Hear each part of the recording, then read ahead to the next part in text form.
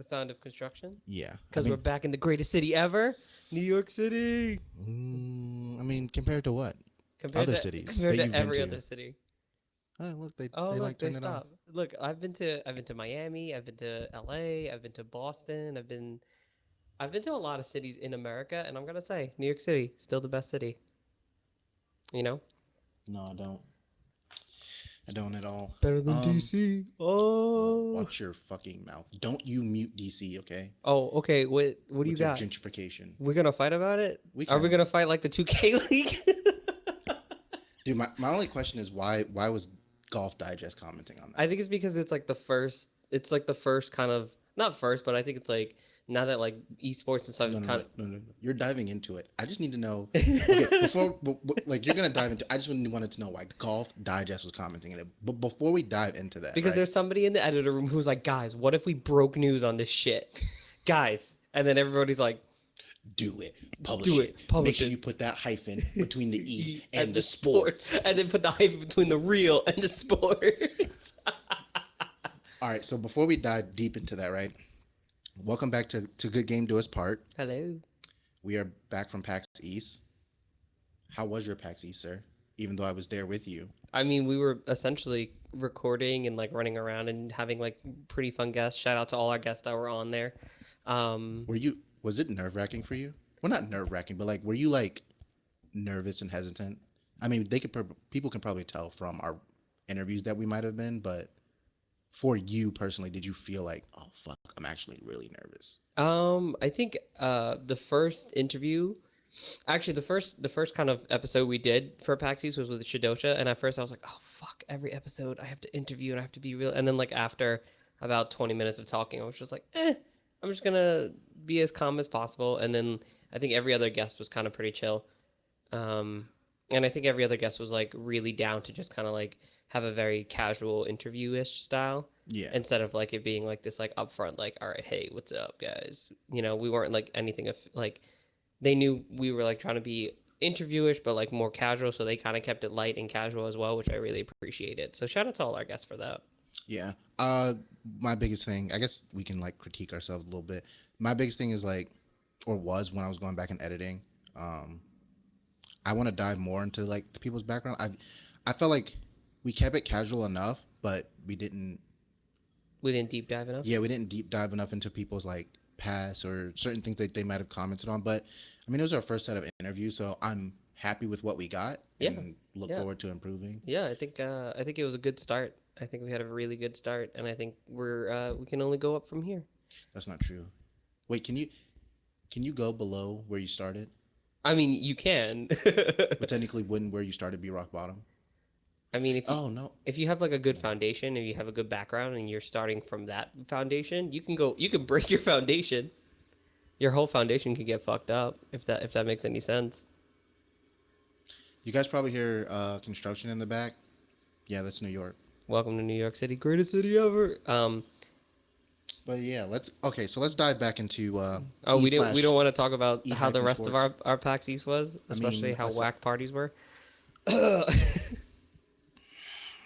I wanted to wait because it's been about a week since we came back from PAX. Maybe a little longer than a week, actually. Yeah, it's been a week. It was the end of last weekend of March, so it's been a full weekend or a full week. Yeah, because we didn't record last weekend. I wanted to get into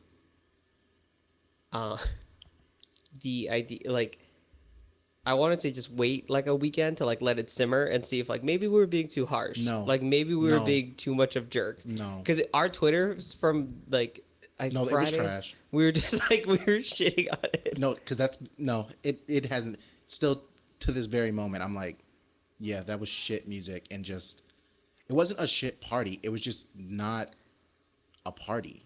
It wasn't a party. Like I'm tired, and it's not just PAX East. It's like I think it's all cons in general. Yeah. They all say like, "Oh, come to our after party," and then you go and it's not an after party. If I had to guess one that does it slightly better, but like the turnouts I guess aren't as great as like kind of DreamHack. Like it's still the whole the music is slightly better depending on who's there. But they put more of an aspect of it's a party, not like a gathering giveaway type of thing. I don't know.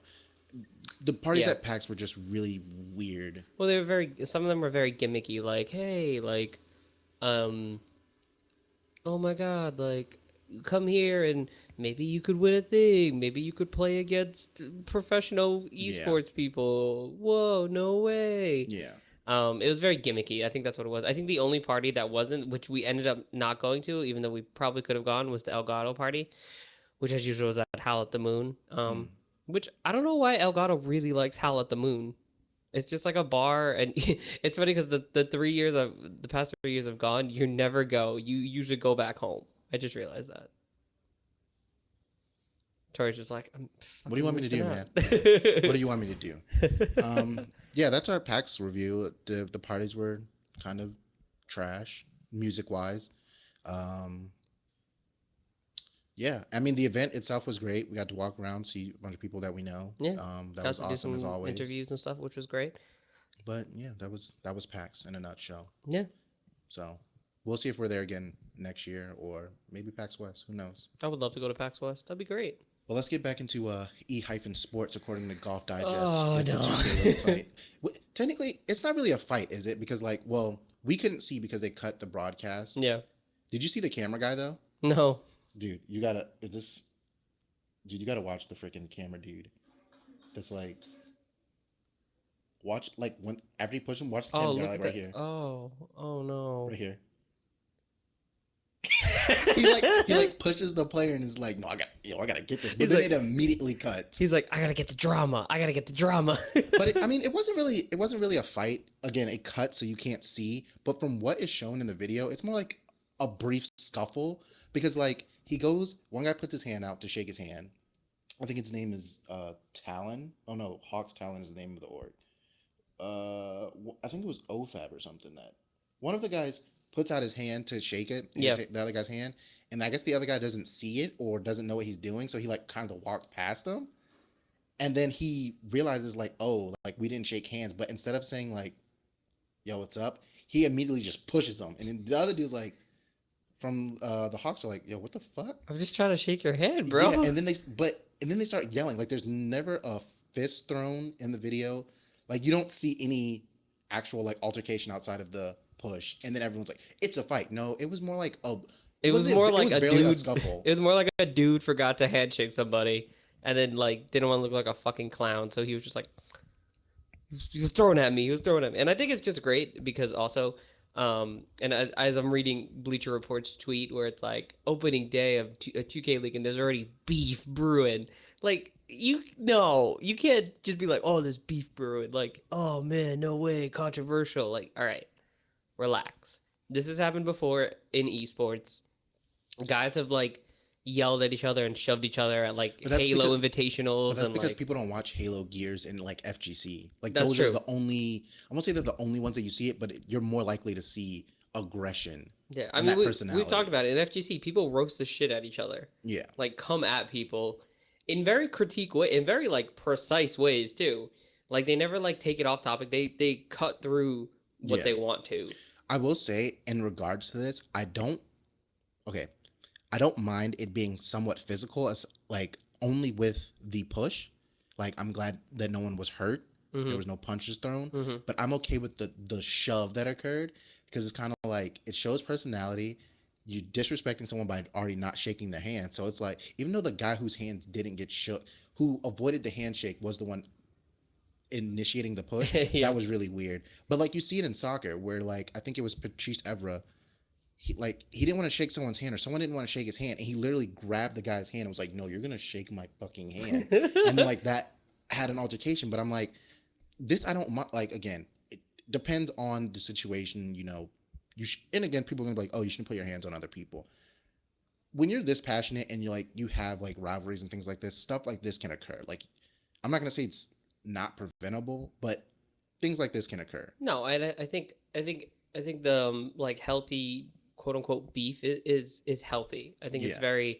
I think it's necessary, and it's especially if you're trying to create if you're trying to create a brand. I Yeah. think you need like a little spice. I think you need something to keep people hooked. Like yes, Because it creates the personality for the not only the players but orgs. I mean, it's like quote unquote real slash sports or That real was dash sports. that was I Um, don't those hyphens, man. hyphen, or fucking. It's the same token where it's like, yo, fucking that dude said that, whatever, whatever, whatever. Oh shit! I really hope they come and prove it. They've been trash talking each other. Oh, they're gonna prove it on the field. And it's like that's the same Yeah. thing here. It's like, oh shit, like he said some shit, blah blah blah. He shoved him, whatever. Okay, like they're really gonna like solve their like squash it like in game. Yeah. Um, So apparently, with three of the players were reprimanded. I Somebody think got suspended, right? one player got a suspension for Oh, one game and fined for $500. yeah, Another player got 1 game suspension. I think the player that got the 1 game with yeah. suspension was from the Hawks. So And then Mello East, who is on Celtics crossover, he got fined $500 for kind of like instigating. But he yeah, also put out a an apology on Twitter saying like, "Hey, I'm sorry for what I did. I shouldn't have escalated the situation. There's other ways that it could have been handled. I was just looking out for like having my teammates back, but I realized that like I should have handled it differently and all this other stuff." But I'm like, first of all, that's your teammate. You should have his back. yeah, Like if someone's about to throw hands at your teammate, you should be one of the first people to step up. Whether your teammate can defend himself or not, you should be able to step up and be like, "Yo, timeout. Like this is my teammate. Like you're not yeah. about to just." Like you have to learn to you have to because if you also want to because you're not like a if you want to be more than just a bunch of guys who are just kit bashed together, you have to like form this bond. And you have to be able to like and step up and be like, yo, don't fuck with my teammate. Don't do any like, you know. I don't think he did anything necessarily wrong with that.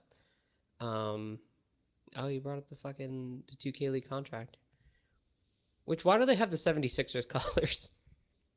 What are you talking about? Oh, for the thing? Yeah. Well, I mean, technically, it's the NBA logo colors, I but mean, they you're don't right. have the player in the middle to separate the white. It's white lines creating Yeah, a yeah, basketball yeah. image.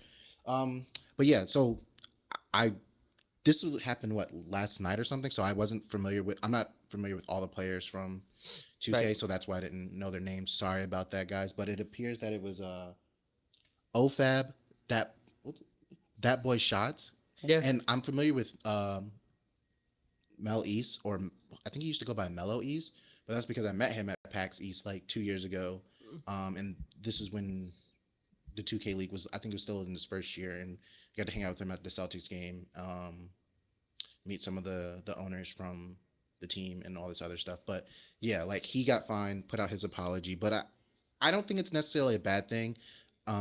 Again, if there wasn't anything physical that occurred, I wouldn't have minded. If there was still like trash talk or like they were just getting each other's face, I wouldn't have minded. I think the biggest thing is that he did shove him, which a shove in my opinion is not that bad. But the fact that because it was physical and it can lead to other things, that's where I gotta like be like, okay, he did draw the line because he touched him. Um, But again, if you're not going to shake someone's hand and then you initiate the shove, I think that's backwards. That is a little weird. That's backwards aggression. Like Yeah, that is weird. It's like how dare you not how dare you not touch my hand. how dare you not touch my head? Yeah, because like when you see it, the guy who has his hand extended, when he gets shoved, he's like, did he really just push me? And then it turns into like the whole. Like, all right, yeah, we gotta throw hands. But again, you don't see them throw hands because the camera cuts. Because the camera cuts because um they're so like, oh god, we can't show that shit. Like everyone's so like Meanwhile, the NBA showed Malice at the Palace when freaking Ron Artest is going crazy, throwing chairs that's at what people. I'm Like, saying. I was like, oh, we got to protect like the NBA 2K League. It's like, what about the NBA where you had kids watching like players wreck fans? Like, That's what I'm saying. It's like we're trying to like be so PC in esports at times that it's like show them, fucking show them, let them have at it. Guess what? It's not gonna go anywhere. Like somebody was it'll like, eventually get broken up, and then you can cut, and then you do that for every single. even in hockey, it's like, yo, we got to show You them. let people throw hands in hockey. The funny thing someone said on Twitter was like, yo, they like act like they're gonna fight. All these players got like gyms at their team houses, but none of them use it, so it don't even matter. And I was like, it's right to some extent, but That's problematic. But just because you work out doesn't mean you can fight. I think that's the thing that people get. Oh no, misconstrued. absolutely. I It's think just I think it's like, you ever seen a dude who like just goes to the gym strictly fight? You know what he does, right?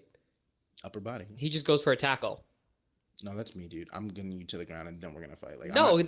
that's what they always do. They go for the tackle and then they just like they throw like half-hearted like punches and shit and like they just like Oh, essentially see, slapping somebody. see, my thing is because I have a fear of getting knocked out.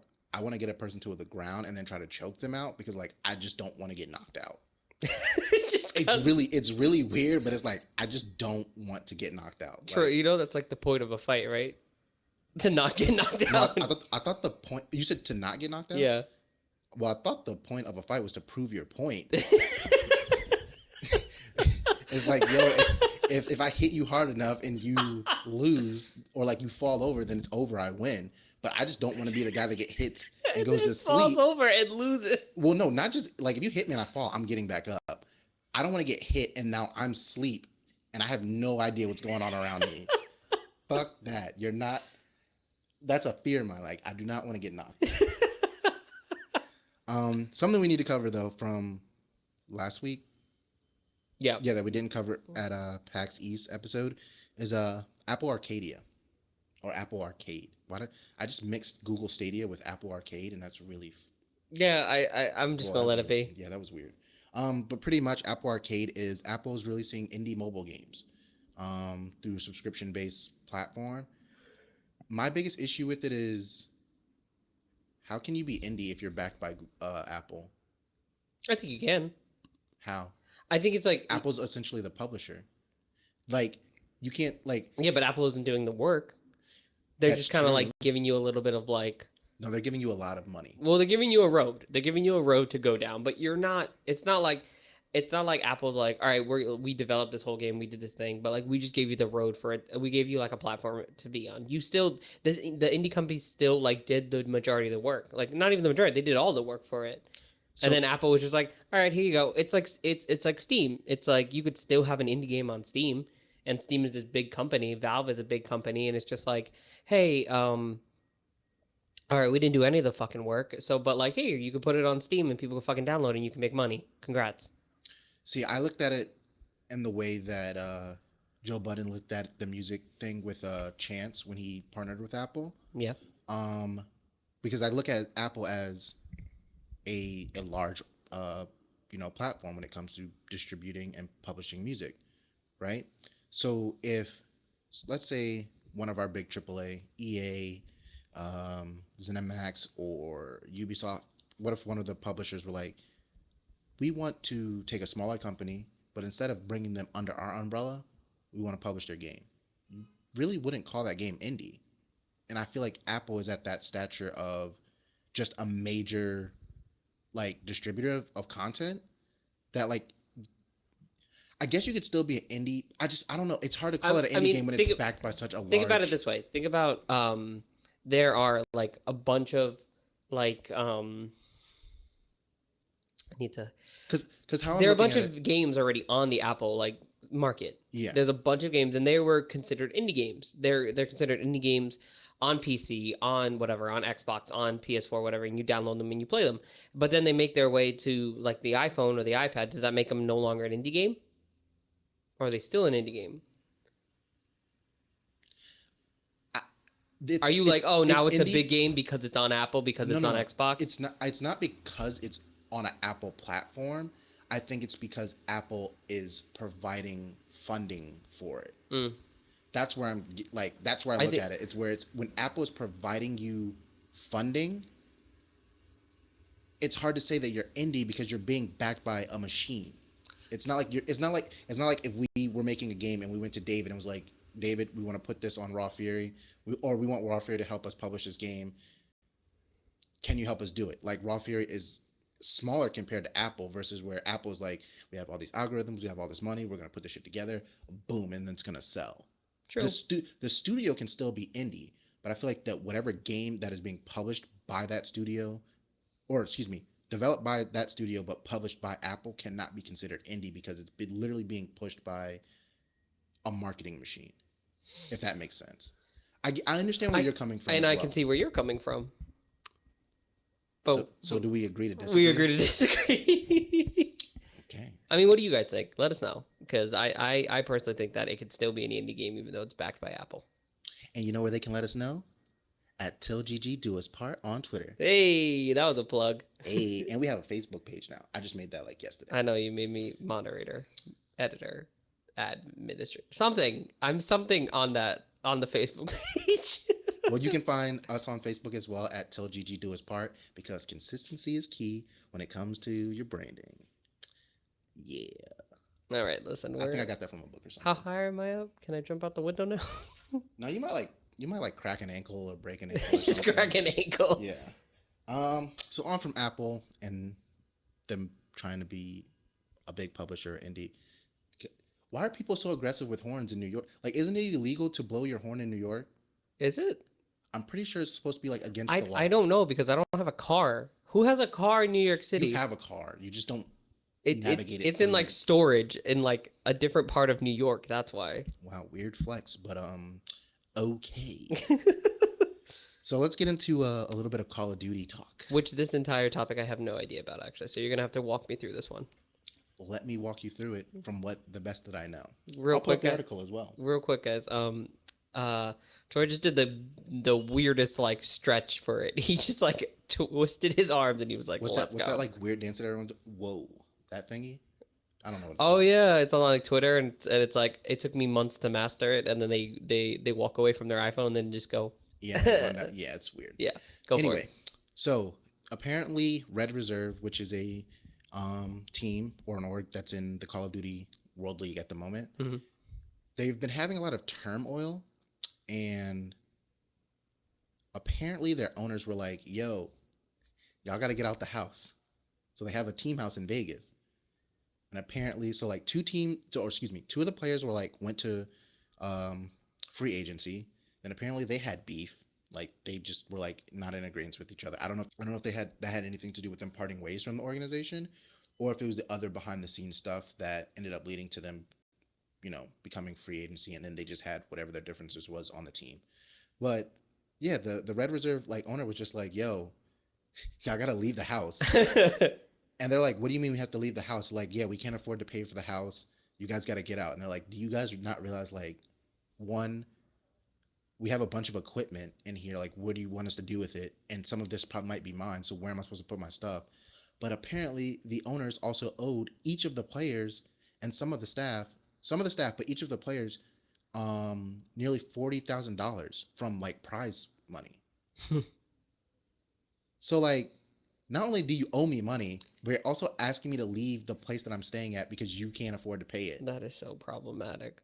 And apparently it was before like all this occurred, there had been staff that had been leaving the organization just because like either they weren't getting paid or like just shady stuff was going on, and they're like, "Nah, fuck that, I'm peacing out." Didn't we have I feel like we had a conversation. It might have been off the podcast about a team that like they like couldn't provide for somebody. It wasn't like a player. It was for like somebody on staff to like just live in the player house, and then like randomly they were like, "Oh, you're fired." I think we did have this talk off air, but I think it was in regards to something else. I think we were talking about it in the car when we were in Boston, but I think it was something completely. No, but it wasn't about this. It was like kind of a similar circumstance where they were like, not similar circumstance where like there was like controversial stuff. It was just like, "Hey, you work and you live in this house," and then suddenly it was like, "Hey, you need to move out the house because we can't afford to pay you and we can't afford to pay this house." Yeah. Which again, I think is something that's happening a lot more frequently, because I think all this money that you're putting into these teams and stuff like that, and all this stuff, and being like, "Hey, we're going to provide this entire experience for you so you don't really got to worry about anything," is bleeding people dry. Yeah. I think that's what's happening. And I think it goes back to the idea of you saying like team houses shouldn't be a thing. And I don't think at this point, I don't think it should. I think you should have separate facilities. And I think also if you're going to put all this money for them to live in one house together, just give them a salary so that they can just buy an apartment or live in an apartment. Yeah. Just be like, "Hey, listen, it needs to be within a 30-mile radius of blah, blah, blah. Like you need to still come to practice at the facility and stuff like that." And that's it. Yeah. Like Genji, and I think it's wild Genji does that. Genji has like, they just bought a whole apartment complex. That's what they should do. And then they were just like, "Go live here." Yeah. You come to the Genji building, like all their teams, their PUBG team, their Overwatch League team, which is just Seoul Dynasty, like all Yeah. those teams just travel. They just like hop an Uber or whatever, and they come to the facility and they do the training, and then they go home. Yeah. Um, I think either the only issue with orgs kind of owning like an apartment building in a sense is the fact that, again, if something were to happen or if there's something shady going on with that org, and they'd be like, okay, well, we can't afford to pay. I mean, it wouldn't necessarily affect the people that are living there. Like, it'll probably just get sold off, and then it'll be like, okay, you guys pay these people now, not us, right? I think orgs should talk to apartment or some type of housing organization and see, hey, we have backing. Fucking New York. See, we have all this backing from Dan Gilbert, Robert Kraft, like all these big names and people with money.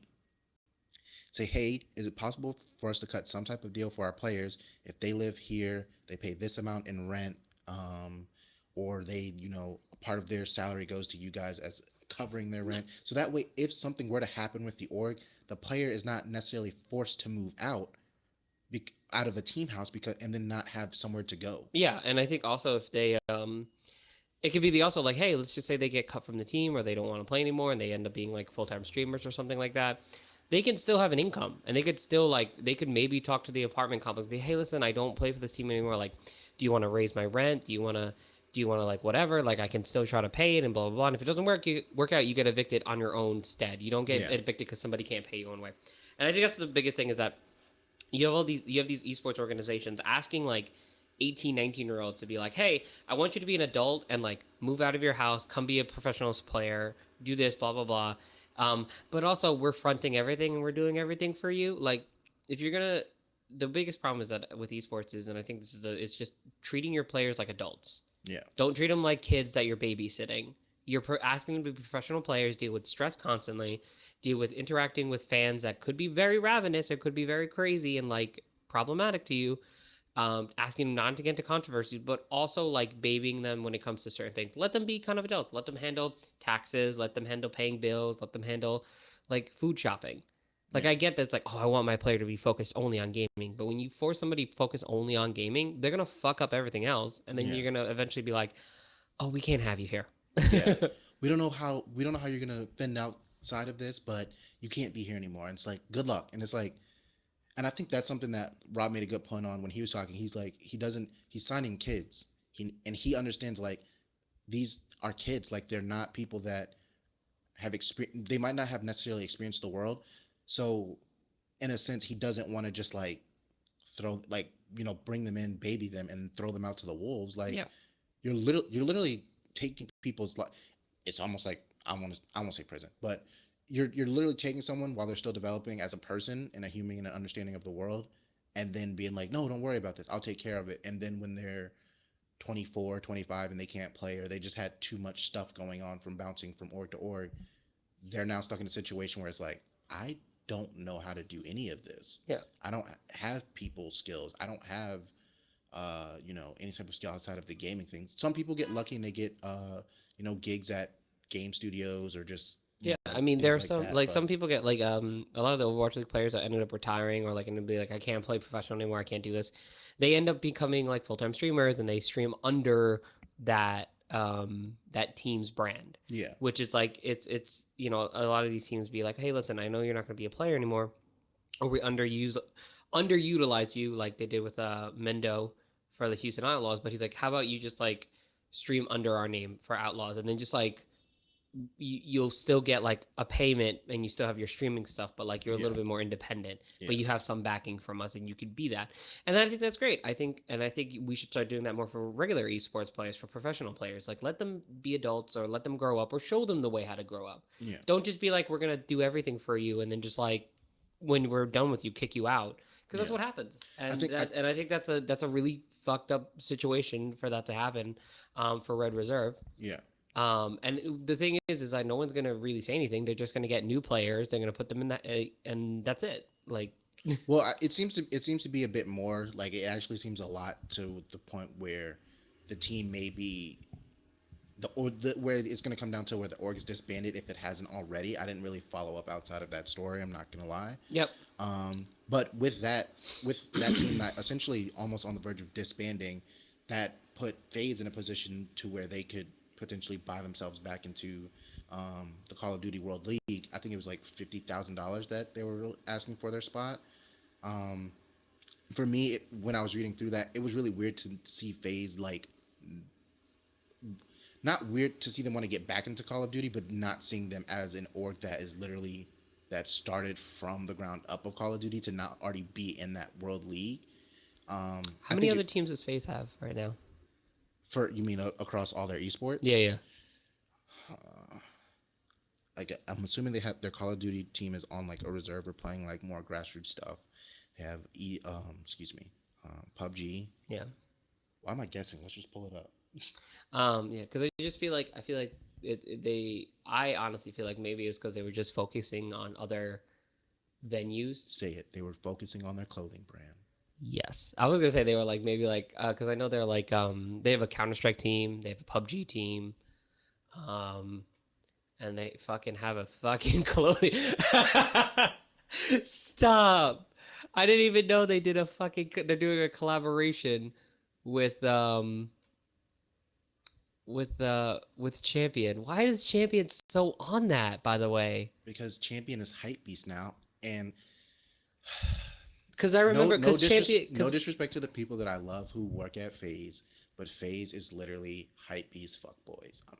I'm not sorry to say it, but that's essentially the perception that they give off. Not saying they don't hustle, they haven't been out here grinding, but it's essentially we're a big ass party.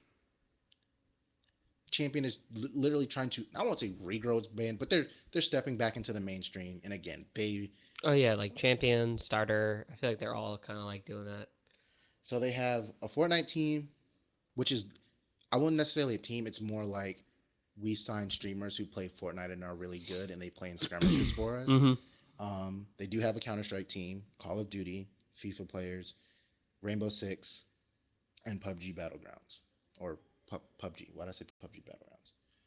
But yeah. Oh my god, I'm looking at the fucking FaZe members and I'm like, no. The only thing that bothers me is like the long line curved shirts and the fitted yeah joggers. I don't want to knock them for being so into fashion. It just feels like, and I don't want to do like this whole FaZe Clan deep dive, but it really feels like they're one of the brands where it's like I don't know. Because there's so much, their whole org is based around just being super, super popular and just having a good time and partying. I don't know if like there's stuff. I don't want to say it's not quality, but like it's not like 100 Thieves where it's like I want to provide the best. I guess I don't know. I can't say too much about like quality of clothing. Yeah, because they do so many collabs, so it's it's easy to get. I was saying maybe that's why they do collabs, because they want their shit to be higher tier. That's why they're like, yo, Champion, come here. I know you got good shit. I remember you in the 90s. Your shit was mad comfy. Let's do some clothing. I think they make up for the fact that there's a chance that their shit might not be as quality by doing these collabs with people. But the thing is like, even if it's trash quality, people are going to buy it because it's FaZe Clan. Well, yeah. Did you see like their crayon t-shirt thing that they did? Yeah. Like, come on. Let's call a spade a fucking spade. Those were not cool. They were not dope. And even hypebeast should come out and say, "Yo, those weren't it. Those were not it." This ain't it, Chief. I don't know. That was my quick FaZe like take. I only know one person from that org, and that dude's really dope. So I don't want to like offend him or anybody who is around him. And for me, it's just like what the perception that FaZe gives me and what they stand off, or what their perception to me looks like. I'm not in agreement with it, but I could see why people are attracted to the org. Plain and simple. Did you make yourself tea, by the way? I did, but to be honest, the only reason I made myself tea is because I wanted water, but there was no like faucet or any. It was literally only a thing for hot water, so I was like, I still want water, so fuck it. All right, so what do we got next on? I feel like I know what we got next on the docket, and I know it's gonna trigger me a little bit. There it is. But why did it trigger you? so goddamn tired of every fucking social media thing trying to get involved in gaming. I'm so tired of it. I'm so tired of it. Well, that's because they now see that gaming has social aspects, and it's not, hey, you're sitting in a room or a basement by yourself just playing, or like you're some weirdo that's online. Well, there are still weirdos who are yelling profanities at each other through mics and whatnot, but Oh, you mean us right now? yeah. Yeah. If you guys don't know what we're talking about, it's Snapchat is entering the gaming market. So pretty much it's the parent company. It says parent company, but it's essentially Snapchat. I mean, what else does Snap Inc. have? I don't. Well, apparently gaming bullshit now. Well, the game's still going to be through Snapchat. Like, apparently there's going to be this one game called Bitmoji. I have no idea what that's supposed to, like. I mean, Bitmojis are just like. Do you know what Bitmoji are? Okay, so do you remember? They're the little annoying avatars that people have. Exactly. That expose your location, which I think people should really turn off because that's just really stupid. Yeah. Well, people already don't like sending their locations to each other on. That drives Apple. me fucking bonkers. By the way. So my thing is like, if you don't want to send it on Apple, why would you want to send people to know where you are on Snapchat? It's the same fucking thing. I mean, it also drives me bonkers whenever when a friend's like, "Yo, come through to blah blah blah," and like. It's like, oh, cool. Yeah, cool. Where do I go? And they just like, they send you an address and you got to wander around like an asshole for an hour. And it's just like, just send me your fucking location of when you're in the club. Wait, so you're in agreement with people should send location or they shouldn't? I think they should send locations. Okay. I don't think they should have it like publicly, like on Snapchat, where it's Yeah. like you just swipe up and open up a map and suddenly it's like, hey, I know where this person is. Because that's wild problematic. But so aside from you not being a fan of Snapchat, what is your insight on all these social medias wanting to be a part of gaming? Because I feel like Facebook, they're being aggressive, but it's sort of subtle to some extent. Like they're just like, oh, we're gonna add a gaming tab, but it's like, we know what the fuck this is about. Facebook, just come out and just. I mean, you already have signed streamers just exclusively for Facebook. Yeah. I mean, is Snapchat trying to get exclusive streamers for Snapchat, or like what's it trying to do? Oh my! If people start streaming Snapchat games, I swear to God, I don't know. I might uninstall my entire laptop. I mean, if you think about it, also like you're starting. When is Instagram going to get in on that? Well, Instagram is owned by Facebook, so technically they're already in it. If you in it, but like you don't. Do you need to implement gaming to Instagram because Instagram is its own? Do you think they will though? It's a very like it's like they very much could. I think they will, but it won't be in the sense of it won't be like the same as what Snapchat is doing, where it's adding games to its platform. I think it'll be more of a visual thing on Instagram because that's what Instagram is about. So I think you'll see like more gaming related sponsors pop up. Your explore page might start having more gaming related stuff in it. I just read that they want to partner with Zynga. Didn't Zynga do They did Facebook games. Didn't they do like not farming simulator? Farmville. They I think they did Mafia Wars. Like all the fun games that were back super fun when you're like in middle school. That like wild 60-year-olds are still playing.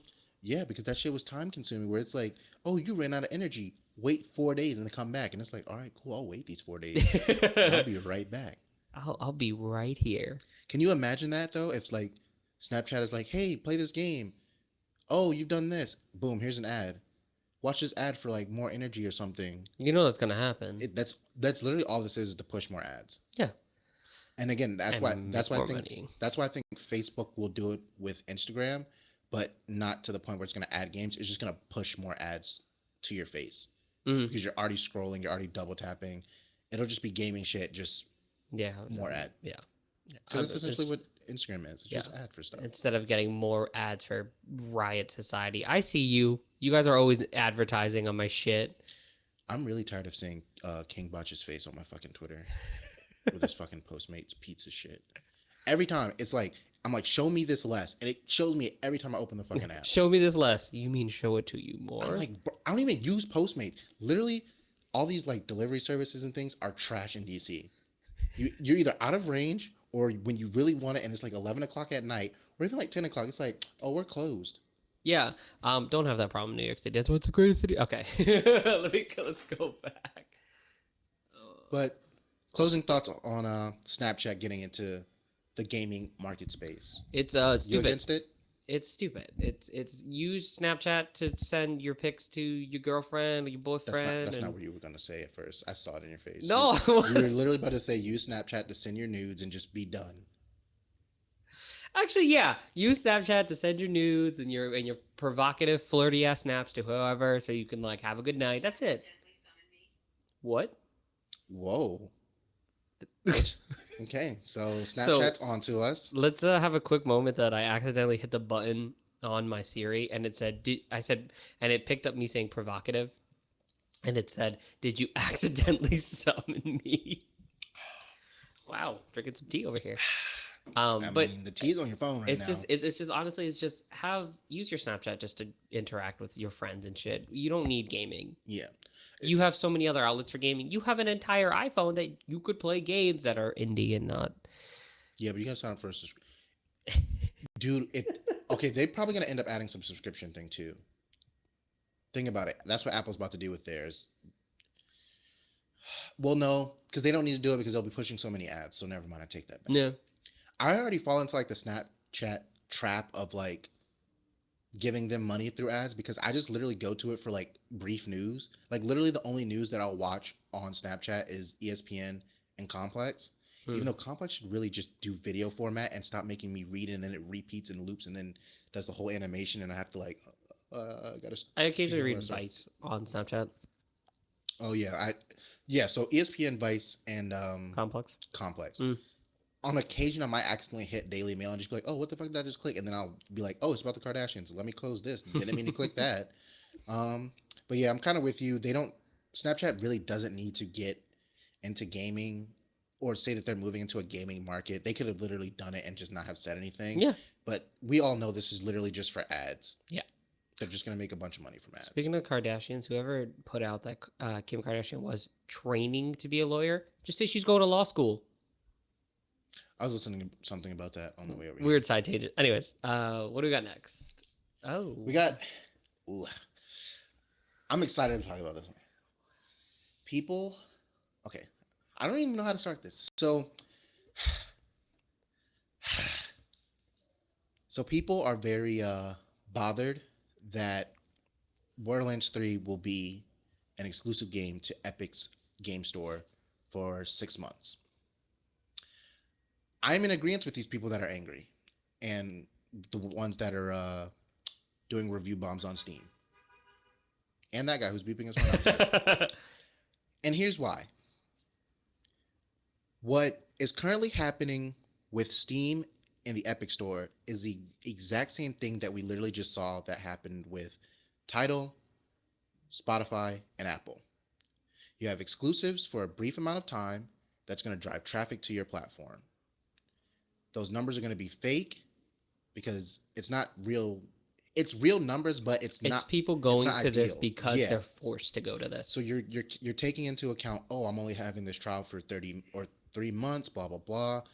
You're having a brief spurt of increased numbers. You're going to use that to sell more ads, more data, the data that you're getting, push that out. And that's essentially the same thing that's going to happen with Steam and Epic Store. Epic is literally going to have people being driven to their store by exclusives for 6 months so that they can say, oh, Borderlands sold the most copies ever on a digital store, but it's literally only Epic who has it. Because you're literally driving people away from Steam. You're essentially creating a monopoly. Mm-hmm. And that's the problem that streaming platforms have with music. Like when Chance released his album, Beyonce released her album, and Kanye released his album. Like it was the things that you're driving people to that platform, and everyone else is missing out for this time, but they're losing money because no one's on those platforms, and that's going to be the problem when all these companies realize like, yo, we're not making fucking money by doing this exclusive shit. All right, we got to have some type of truce. Like you guys, we can't do this because you're going to lose money over time. Yeah. And because right now it's only Steam and Epic Store, like I don't think people are really shopping on Discord. Imagine if Discord comes in and is like, Well, again, Discord now is starting to drop exclusive Discord games. But most of those are like indies, right? Yeah, yeah, yeah. But imagine what's a big release coming out soon? Imagine if Discord was like, "Yo, we got this Elder Scrolls 6 exclusive for 8 months." People Well, are gonna it's flock to well, it's Discord. the idea of that. It's the idea of that. Like people, what's going to happen is if this actually ends up going through, is that people are going to all the people that want Borderlands 3 really badly are going to buy it. Yeah, Obviously, they're all going to buy it. They're all going to cop it. but you also got Epic Games gonna be like, shit. Is it Epic? Yes. yeah. It's gonna be like, shit. We made all this money. Give back to me. We made all this money. Fuck yeah. We like did it. And then, but they're not gonna see any consistent income after about 2 months. All Yeah. those people that have bought it already bought it. That's it. The thing that's kind of misleading with it as well is the fact that some people don't want to use Epic. It's some people have preferences. Some people hate Steam. Some people are gonna hate the Epic Store, right? Everyone hates Origin. Everyone hates Origin. But the thing is when there's a game on there, the thing that's gonna drive people most is they don't want to have spoilers. They don't want to miss out on what's trending right now. Yeah. So of course people are gonna go to Epic and buy the game. But like Yeah. you said, it's not gonna provide consistent like After information two, for yeah, them. after 2 months, everyone's gonna be like, oh, I played Borderlands. It was cool. Blah blah blah. Moving on. And then that's it. And then like finally like 6 months later, someone's gonna come down the road and be like, oh shit, I forgot about Borderlands. Shit, it's on Steam now. Let me cop it. And then they're gonna be like, oh cool, we got more money again. And it's gonna be like, all right, a month's passed. Everyone who got it now, that's it. Like you're Yeah. not gonna have consistency, people consistently buying your game. And I think is that gonna be the same thing for DLC? And then what's gonna happen? All those people who bought the game on third party sellers like Steam or something like that, are they gonna like now have to miss out because they didn't buy it on the Epic game on the yeah. Epic store? Or is it going to be like, now guess what, you don't get to play the DLC for another month? Yeah. I know it says it comes out May whatever, but guess what, you don't get to play it till June. Yeah. And it's going to be like, I want to fucking wait. I'm not going to put more money into this game if you're making me wait. I already bought the base game. I already beat it. Goodbye. Yeah. I mean the thing with Borderlands is it's a loot shooter, so like you can spend countless hours in it. My thing that with the exclusive stuff is that it's going to lead to misleading information. When they go back and look at the sales of Borderlands or for these platforms, they're going to be like, oh, Borderlands sold this amount on Epic Store compared to Steam. It's like, but they're not going to mention the fact that It was Epic, exclusive. yeah, it was exclusive, and Epic had 6 month head start compared Yeah, to Steam. it's going to be a lie. And it's going to be like this idea of like, oh, you see, the Epic Game Store is a good idea, guys. Yeah. And it's like, no, it's not. But it's not the fact that it might not be a good idea. It's the fact that people only read headlines. Yeah. We're only reading the headlines. And when you do that, people are only going to see that and say, well, Epic must be better than Steam because it sold more copies on this platform. Yeah. Now Steam is going to be the ones trying to figure out, okay, where now can we get exclusives? Yeah. Because this is obviously what people want. This is what they want to see. It It's the essentially only way becomes for a us to turf counter war. it. Yeah, but again, people are going to lose money. So I feel like right now, like if Borderlands 3 is going to remain an exclusive, let this be the last one. Yeah. Like this is forced. Literally, it just happened with the music industry. You're going to lose money. No one's going to win, and you're going to have to find some middle ground where it's like, we cannot keep doing this because we just don't want to lose money. And you're essentially monopolizing, the digital market space for gaming. Yeah, I mean, it's the idea. I think the middle ground will eventually be like, it'll be like what PS4 and Xbox does, where it's like we're all releasing on the same console, but some of us have a different exclusive DLC, Yeah. while other people have an exclusive DLC. Like it's Call of Duty, right? Or what? Call of Duty Black Ops 3, where PS4 has like an extra map. When it first dropped, it had an additional I map. think it had an extra 2 maps for 6 months. Yeah, and then 6 months. I think that's what's going to end up being the mid ground, is that they're going to be like, all right, we'll all put it out, but let's just say we'll take Borderlands. Like, we'll all put out Borderlands on everything. But let's just say if you buy from the Epic Gear Store, you get this gun that you can't unlock in any other version until like 6 months, and then we'll put it in as like a free DLC patch. But how does that affects esports as well, though? Depending on the game. I think I think if you're making a game that's geared towards esports, then obviously you can't really do that. Yeah. They're like it's like, but again, like Call of Duty like plays, and they just use they use the base set maps that were originally supposed to come out. They don't use any of the exclusive shit or anything like that. So that's what you play on. That's what you train on. Yeah. My coworker made what I thought was a good point, but I saw kind of through what he was saying.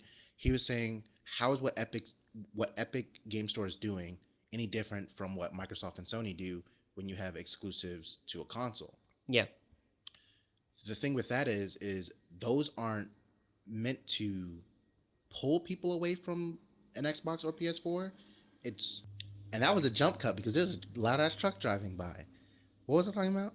Oh, the difference between Console exclusives. console exclusives and the market exclusive, right? So yeah, they're both meant to. Right now, with exclusives in a digital platform, is you have one person on one console, a PC. You're pulling people away from one platform to buy your game, but then it's going to come out on a different. It's going to come out on a different platform a few months later. So it's not really. It's a time limited exclusive. Whereas on a console, those are life exclusive. Those are franchise exclusives, where it's an agreement between the person making the device that you're playing it on and the actual developers. Because I don't think it comes down to the publisher. But if I'm wrong, somebody can correct me. And somebody will. Yeah. And I think it comes down to the developers and the people that make the console. And again, those are lifetime franchises. So it's not like, oh damn, I'll never get it. Well, I have to wait 8 months to play this or blah blah blah.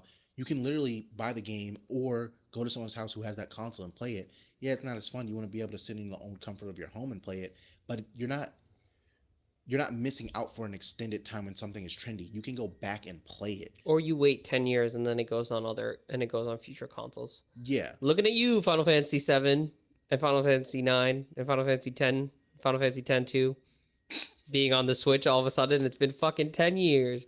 Looking at you, Resident Evil and Capcom. But doesn't Square Enix do that with a lot of their games where they go They do. back They and like re-release them on like they've been doing that more now. Like now, future consoles have been coming out and like they re-release them. But yeah.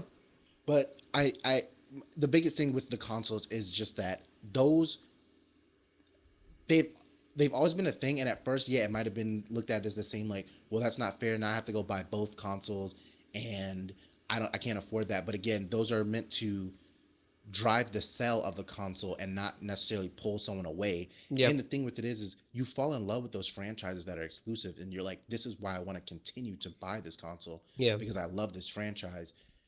And then when you experience another one and you do have the money to buy another console, you can be like, okay, now I can play these. Or, hey, my friend has this game, I can go over to their house and watch them play, or I can play with them. I don't necessarily have to wait 8 months, miss the trend, and then be like, okay, now I'm gonna buy it. Now it's on you kind of if you missed the trend because you didn't want to buy from Epic Store. But if that's not your preferred place to shop, then you don't want to shop there. It's like if there's something that I want and it's not in Walmart and it's on Amazon, but I know that I hate Amazon and like my experiences with Amazon have been terrible. Do I just bite the bullet and be like, well, I need to get this thing, or I want this thing? Do I just suck it up and order from Amazon, even though my experience might be shit? Or do I wait for it to come to Walmart, or do I try to find it elsewhere? And that's my biggest thing with the console thing is again, those are lifetime exclusives for the most part, and that when you miss out on an entire experience versus you miss out on the trend. Yeah. And again, to wrap all that up, I think that this exclusive bullshit is going to be very temporary. People are going to start losing a lot of money. I just hope that it's sooner than later that they realize they're going to lose money and figure out some fucking middle ground where it's like, all right, we can sell shit and not have it hurting our revenue and have fucking misleading information. Yeah. Because that's all it's going to fucking lead to. Yeah. You got any last input on it? No, just this is probably going to blow up in their face, and they'll realize their mistake. Blow up in whose face? Epic? Yes. I don't think it'll blow up in their face. Again, I think it'll just cause people to be like, we need exclusive, we need exclusive, we need exclusive. So yeah, it could blow up in their face, but I don't think it's going to be like, I think if they notice it early enough, it'll be prevented, but it also it also comes down to not only Epic but Steam, Discord, any place that's selling games. Yeah. To be like, hey, like what you're doing isn't right. You're fucking up everyone's pockets, and we got to figure. Talk. Yeah, Let's we got to talk. figure something out because we're not just gonna like let you fucking monopolize with trying to get an exclusive for every game, and then everyone else is missing out. And now the only trend. And again, this is something to get people talking about Epic Games. Because again, we're talking about it. The articles about it. That's all it is. It's driving. It's just to be like, hey, We're here. we're here. Borderlands 3, you should fucking buy it. Okay, thanks. That's really what it's about. Oh, I thought you were like promoting and saying like, yeah, buy it on Epic. No. I okay, yeah, I'm with you. I think it'll blow up, but I just hope that hope they figure out Yeah. the solution No, before it gets too soon, and just look at how it affected Spotify, Apple, Right. and Tidal when they kept having back and forths on you can get this album here, but you can't get it anywhere else, and it's like I don't really want Apple Music or I don't really want Spotify Premium, but I got to do it because everyone's talking about this shit on Instagram and Twitter. So we shall see. I guess this can be brief. Liquipedia finally has Apex Legends wiki in alpha. That wasn't a brief like, oh, I don't want to talk about Apex Legends. It's more of like all it does is kind of establish like there's starting to be footing for grassroots in Apex Legends. Yeah. Which is a good sign. I would like to see where it leads. I don't know how most of these people's stats are going to come up on. Again, it's an alpha at the moment, so I don't know where these stats are being pulled from necessarily. Right. Because there's no like open division things for you to professionally stat track and stuff. There's no professional stat trackers. Yeah, and my thing is like, of tournaments that may occur, which ones are you only using ones that are listed on Liquipedia? Are they official? Are they non-official? Definitely not official. It's all grassroots stuff right Yeah, now. yeah.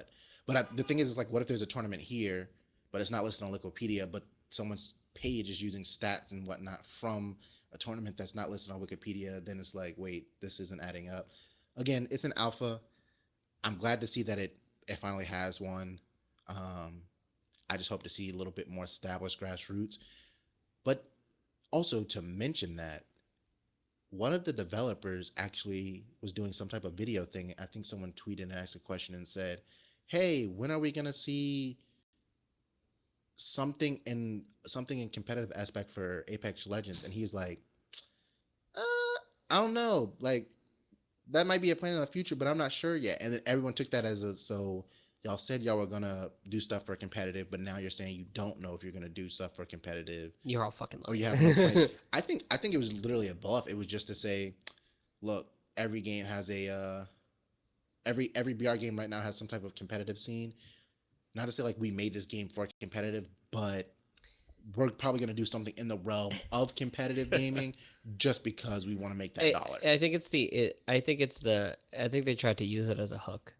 Yeah. It's like when you're dating somebody and they're like, we can't be together right now. And it's like, oh, does that mean? It's the same thing, I think. Yeah, giving someone hope. We don't got a competitive scene right now. Yeah. But people were kind of like, yo, what the fuck, man? Y'all said y'all were going to do this, and now you're saying you're not. And it's like, but then they're going to probably be like, hey, we said maybe. Yeah. And maybe you'll have to keep playing and giving us money. You might have to buy another battle pass and have access to Winky our competitive face. Yeah. But. All right. So I really want to talk about this. I want to talk about this topic so much. Because I can't feel my face. Oh, my God. When I'm with you. I hate you.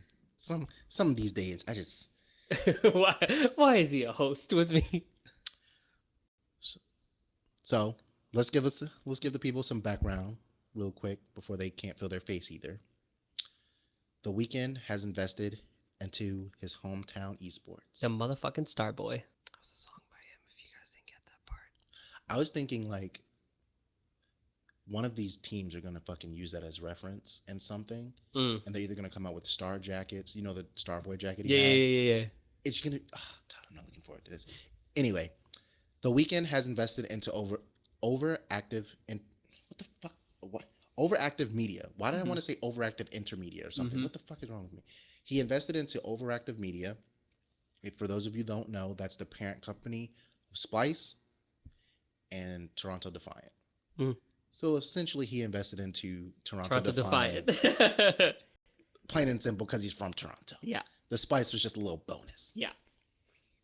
Henry, Hank, Sir, Young Chipotle, Hey, what's up? give me your insight on the weekend investing into his hometown Overwatch team. Okay, so we've talked about many different people. We've talked about Drake. We've talked about Meek Mill. We've talked about Snoop Dogg. And I feel like this is gonna be the trend. I think this is just a trend of what's popular right now. And I feel like the weekend just being like, somebody was just like, "Hey, like, I heard you want to invest in like esports, right?" And he was just like, "I don't know, sure, whatever." And they're like, "You know, your hometown Toronto, they have a team, Overwatch League, Toronto Defiant. You want to do that?" And he was just like, "All right, fuck it, let's do it." And then he did it. And then he took some fucking photos holding a fucking gamepad and being like, like, does he really fucking care? No, he just wanted to be like, he wanted a piece of the pie, of the hype beast train pie. Hype beast train? No. Of like the fucking hype train. He wanted to be a part of the hype train, just like everybody else has been doing it. And I don't think I don't think he's really gonna be like, oh, I'm invested in gaming, I'm invested in Overwatch, I'm a fucking Mercy main or fucking whatever. I think he was just trying to jump on a train. And that's what and again, that's great and all for the moment. I think getting a boost in money and stuff like that is cool in the moment. I think in the moment that's great. I think like it adds the funds, it adds a little bit of hype, it adds a little bit of more interest and stuff like that.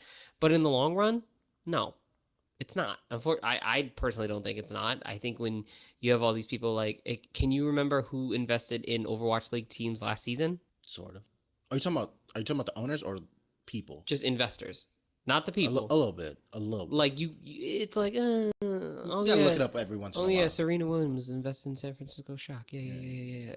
Oh, Shaquille O'Neal, like NRG, but like it's all low key. yeah. And it's just like it goes away. Like all these people keep thinking like, oh, if I invest now, I'm gonna get a really good return. No, you're not. You're really not. You will, but maybe not right now. Yeah, you're not gonna get these like instantaneous like I don't know why you guys are doing this. Maybe it's just because somebody was like, it might be a good move, man. I don't agree with it, and I'm tired of it. I think it's two reasons. One, my first reason is kind of a joke, but I think it does have something to do with it. The second one will be the more like, okay, this is more of the legitimate reason. So the first joking reason, I think motherfuckers are trying to keep up with Drake. I'm just gonna say it right. They could be. He invested in 100 Thieves and then invests into the player lounge thing, right? Mm-hmm. Bunch of gaming stuff. Plays Fortnite with Ninja to market his album. Let's get that fucking straight, because people think he did it to market Scorpion, which you probably didn't have to do. But anyway, I think people are trying to keep up with Drake. They bounce that shit like, whoa. And the fact that, well, this investment is a little bit more smarter because he's investing into his hometown, which is also Drake's hometown. So now if Drake comes, is like, yo, what's up? I'm trying to invest in Spice in Toronto. They're going to be like, huh? We got the weekend already. Like, and, you know, they had a little squabble, the whole ghostwriting thing, whatever.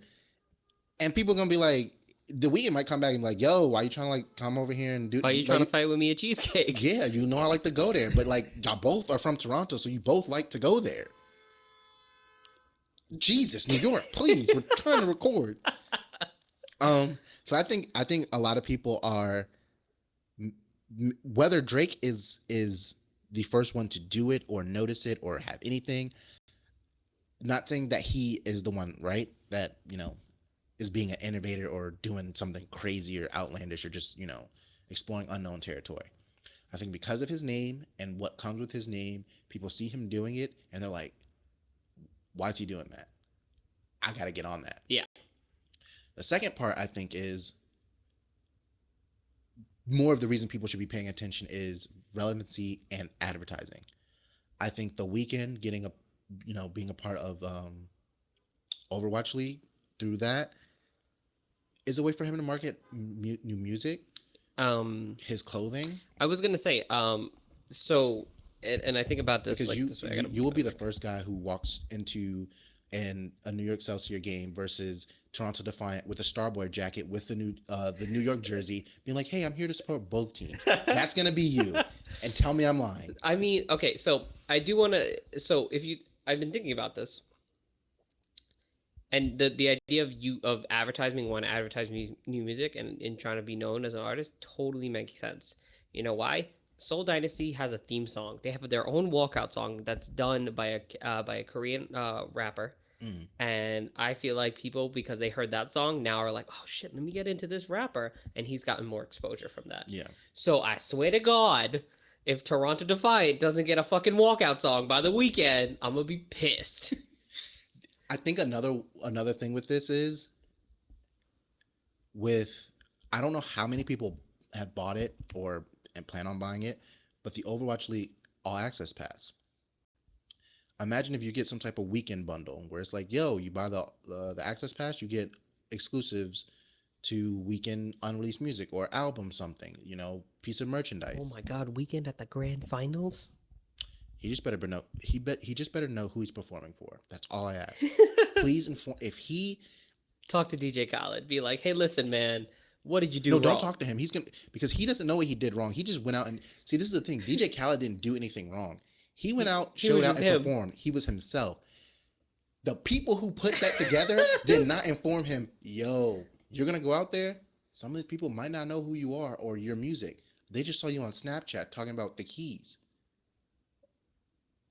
And then those people were like, "Who the fuck is this guy on the stage? This ain't Overwatch. Why is he moving his feet like that? I've never seen that before. Why is he doing this? Why is he so loud and energetic?" Let's meme him for the rest of time. Exactly. Now the weekend, I don't know. Do I want to say that he's more well known? I feel like in gaming he's probably more well known than DJ Khaled. In gaming, I feel like. Is it because he did the collabs with Daft Punk? And a lot of fucking gamers love Daft Punk? I think it's just more of the type of music. Okay. And in the again, we just referenced Starboy. That was a really big song. And it's very friendly. Not it's very safe. Yeah. DJ Khaled has safe music as well, but him having a song with Justin Bieber and Quavo probably was not as big as Starboy. Hold on. How is The Weeknd safe when he has a whole song about orgasms? Do half the people that are listening to that song know that that's about orgasm? I think so. I don't think so. Somebody correct Troy's ass, please. Because I don't think a lot of gamers listen to lyrics.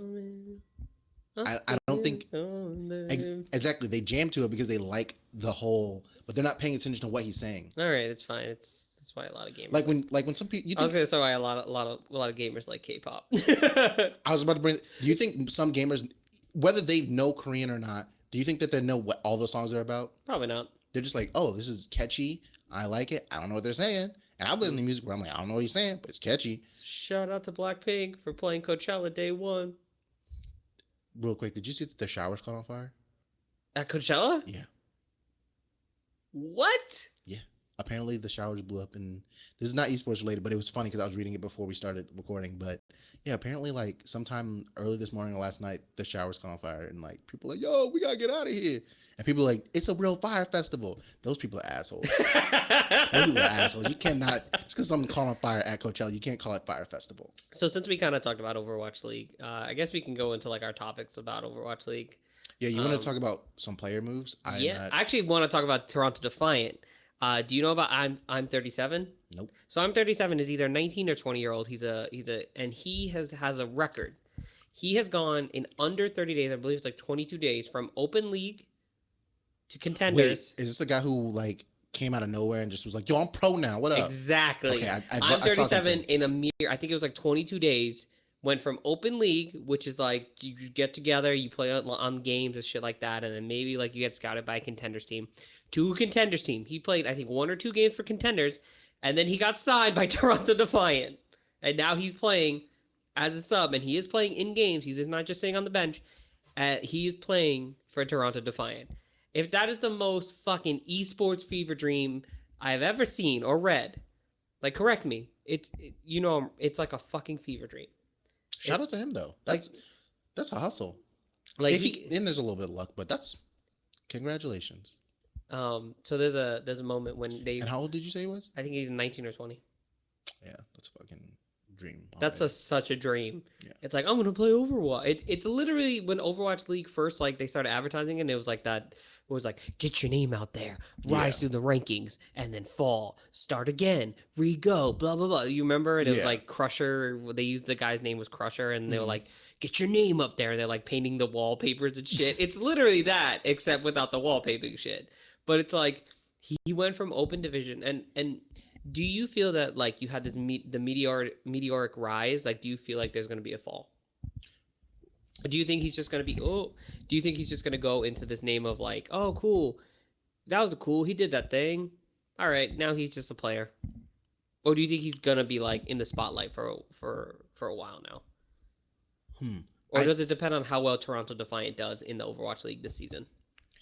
I think it depends on how he performs, for one, for sure. I think it depends on how Toronto Defiant performs. And I think it depends on how their organization tries to market it. Yeah. What he's done, right? Because again, you said he's 19. I don't think he knows or is informed on how to market himself or what his accomplishment. That is a huge accomplishment. I think he will be known for that for a really long time, if not like consider like depending on how he performs, consider a legend within Overwatch for doing that. Because again, most people probably aren't going to be able to do that within a month. But I think it really depends on how the team performs. If they underperform, it's immediately going to be his fault. People are going to be like, why did you guys, whether he's a sub or starter, like, why'd you sign this guy? He was only playing, he just was breaking into the scene. He's only playing competitively for a month, blah, blah, blah. Whether they're going to ignore everything else he did before that to from whenever he started, got signed, and then either the downfall. Now, if they perform really well, they're probably going to try to utilize him and market him saying, well, he's the reason of their success. Yeah. He was able to do this in a month. He carried them through this, got them through phase 2, got them to, world finals. He is a legend. Yeah. So I feel like it's going to play out in two ways. I feel like because of the stature of the accomplishment, it's going to be really hard. I won't say be really hard. It'll be really dumb if it's not marketed in either of those ways.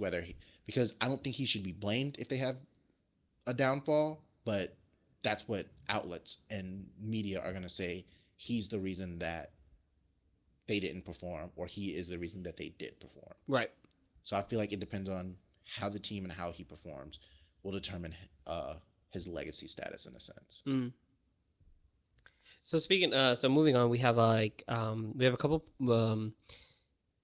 Overwatch League does this weird thing, and they did it last season, where like between stages 1 and 2, they just sign players, they retire players, people get traded like crazy. Yeah. And it's like stage 1 is like, oh cool, yeah, you did all right, but we're gonna trade you.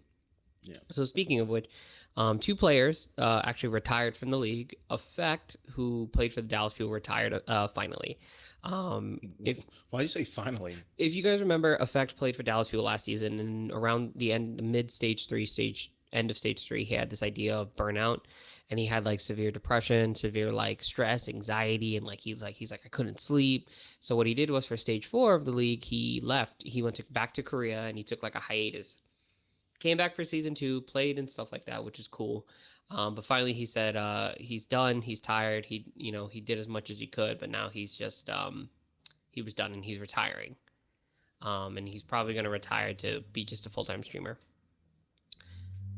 But you said 2 people retired, correct? Yes. So the other person who retired was Defran.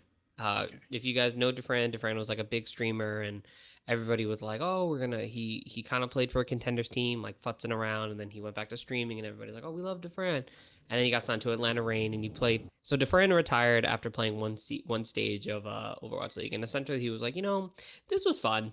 I did it for shits and gigs. That was cool. Atlanta Reign's still gonna sponsor all my streams, so I'm still getting some of that money, that Atlanta Reign money. That's cool. This was fun. Bye. Was he playing on a team before he assigned to Atlanta? He had dabbled around in playing like on a contenders team, but only contenders. Yeah, never on an Overwatch League team. That's a little weird. I It's a think bit strange to go from contenders to sign to a pro team to then be like, hey, I'm going to retire after, because Atlanta's only been around for this season, yeah. right? So I think it's the idea of it's kind of like Siegel. When Siegel last season, he did a whole season with Dallas Fuel, and then he was like, I'm done. I think it's the idea of, and then of course you had XQC playing for Dallas Fuel for a little while, and then getting suspended, and then coming back, and then getting suspended, and then coming back, and then like just being like, fuck it, you're out of the Overwatch League. Yeah. And then him like kind of just not dicking around, but him like futzing around a little bit with streams, and he's got a very popular stream, so he relied on that. And then like now he kind of does. He's a sub tank for Gladiators Legion, which is LA Gladiators contenders team. I think it's the idea of like streamers who transition over into the pro scene. Them just I think it's the idea of them not liking the lifestyle. I think it's definitely a change of a lifestyle compared to you being a streamer versus being a pro player. Yeah.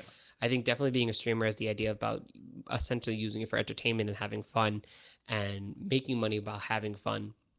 While being a pro player is all about performance-based stuff. Yeah. And I think that's what ended up happening with DeFran. I think that's what happened with Siegel last season, when he was just like, you know what, I'm done. I'm going to go back to being a streamer. It's more consistent. I think it's more so the idea of like, it's like consistently getting revenue, getting viewership, and it's like a different type of lifestyle. And I think when streamers try to enter that pro scene, I definitely think that it's... Well, they essentially lose almost like their if they have a personality, what can be a moneymaker for them, because right now esports is not really personality driven. Yeah, it's more so statistical player stuff. Yeah. Which is essentially how real sports is, where it's like, that guy's name, but you don't know if he's like, he just does like, it's like, yeah, you get the contra, oh, he went out clubbing and like got shot or blah blah blah or whatever. Yeah, but I think there's a balance. I think you do have to have personalities, kind of like with what we we're saying with the 2K League thing. You have to have personalities. You have to have something that's gonna engage people and make them want to watch for something, even if it's like some people, like a lot of people say with NASCAR, people don't watch NASCAR for the races. They watch it to wait and see a car crash. They want to see something that they're not used to seeing. Yeah. So I feel like when you take away that personality and these people who come from streams to being pro players, or players who then, or people who become pro players and then see a lifestyle in streaming, they kind of want that.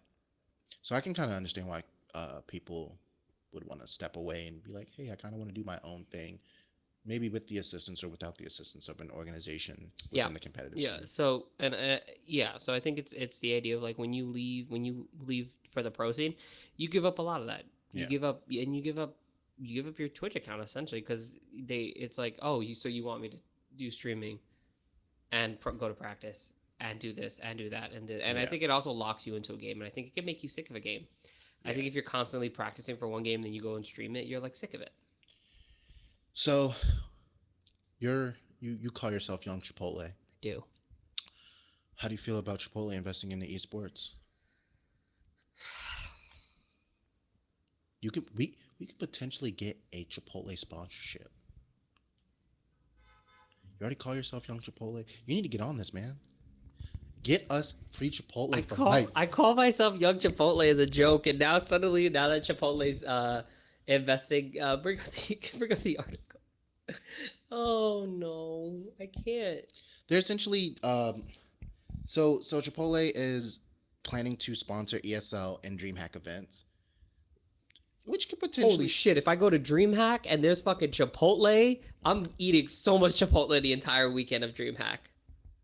See, my only issue with this is right, I don't even eat the chips anymore. They got keto bowls. I love them. when you go to basketball games, they drop burritos from the rafters on parachutes. What? At basketball games, they drop burritos. Chipotle. Yes. The thing is, you don't know what's in the burrito. This is kind of off topic. They drop burritos from the rafters. Food at events are expensive, right? Yeah. So can you imagine having Chipotle that's probably sat out all day, on top of paying maybe what, $12 for something that's $7 or $8? With them sponsoring the tournament, I think it's just more of the advertisement stuff. It's a lot. It's just a fuck ton of advertisement. But So we're not gonna get Chipotle at ESL and DreamHack? well, that depends. That's on you. Is Young Chipotle gonna step up to his calling and get the people what they want?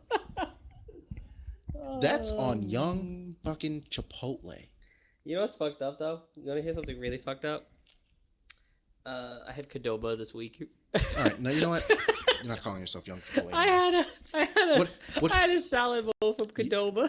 Young Cadoba? What do you think about Chipotle getting into this? Do you think it's gonna boost up Okay, their food so I think it makes sales? sense. I think it's the same way of how not Toyo, it's how Coca-Cola invested in the Overwatch League, and I don't think it's gonna be really just like, oh, we're selling burritos or whatever. You're gonna see like fucking the banner like on ESL, the electronic banners when you're at the events, and it's gonna be like eat Chipotle, or like it's gonna be like whatever the fuck Chipotle's goddamn catchphrase is. Do they even have one? I don't know, but you're gonna see the electronic thing. It's gonna be like eat Chipotle, and then it's gonna be like, and then everyone's gonna be like, hey, you want to get Chipotle after this? That's what's gonna happen. I don't think it's gonna be any like thing big. I mean, I think if they really get deep enough in it, I think eventually you're gonna get like the, hey, like let's look at the Chipotle brings you the map pool for the games today. Like here it is, or like Matt Pool presented by Chipotle. yeah, I think that's what you're gonna get. I don't think you're gonna get like, oh, here's some burritos from Chipotle. I think you're just it's just as you said, it's just for advertising, and I think it's just gonna be more like, hey, buy our burritos. Okay, that's it. When do you think Korean barbecue places are gonna do this? Holy shit. That's kind of they need to just sponsor Okay, a so team. you know how New York Excelsior is like, and all the teams in the Overwatch League are doing like localization and finding stadiums. Yeah. Yo, Miss There's- Korea, Miss Korea becoming the official sponsor of New York Excelsior. They got like the little Miss Korea logo on their fucking sleeve and shit. Hey man, Hey man, that's the next. Miss Korea. If someone from Miss Korea listens to this, and then like a year down the road, I see it in a New York Excelsior jersey with a Miss Korea logo, I'm coming for your ass. Put it on yours. Just Hey man, is that an exclusive? yeah.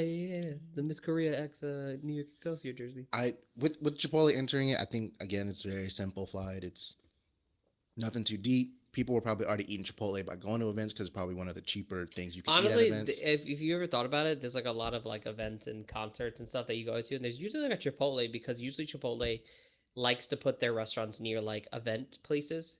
Like Yeah. the Prudential Center in New Jersey has like a Chipotle around the corner. Yeah. We're in fucking New York City. There's like 8 Chipotles. There's like a Chipotle right by Madison Square Garden. Yeah. So I think they also have always done that.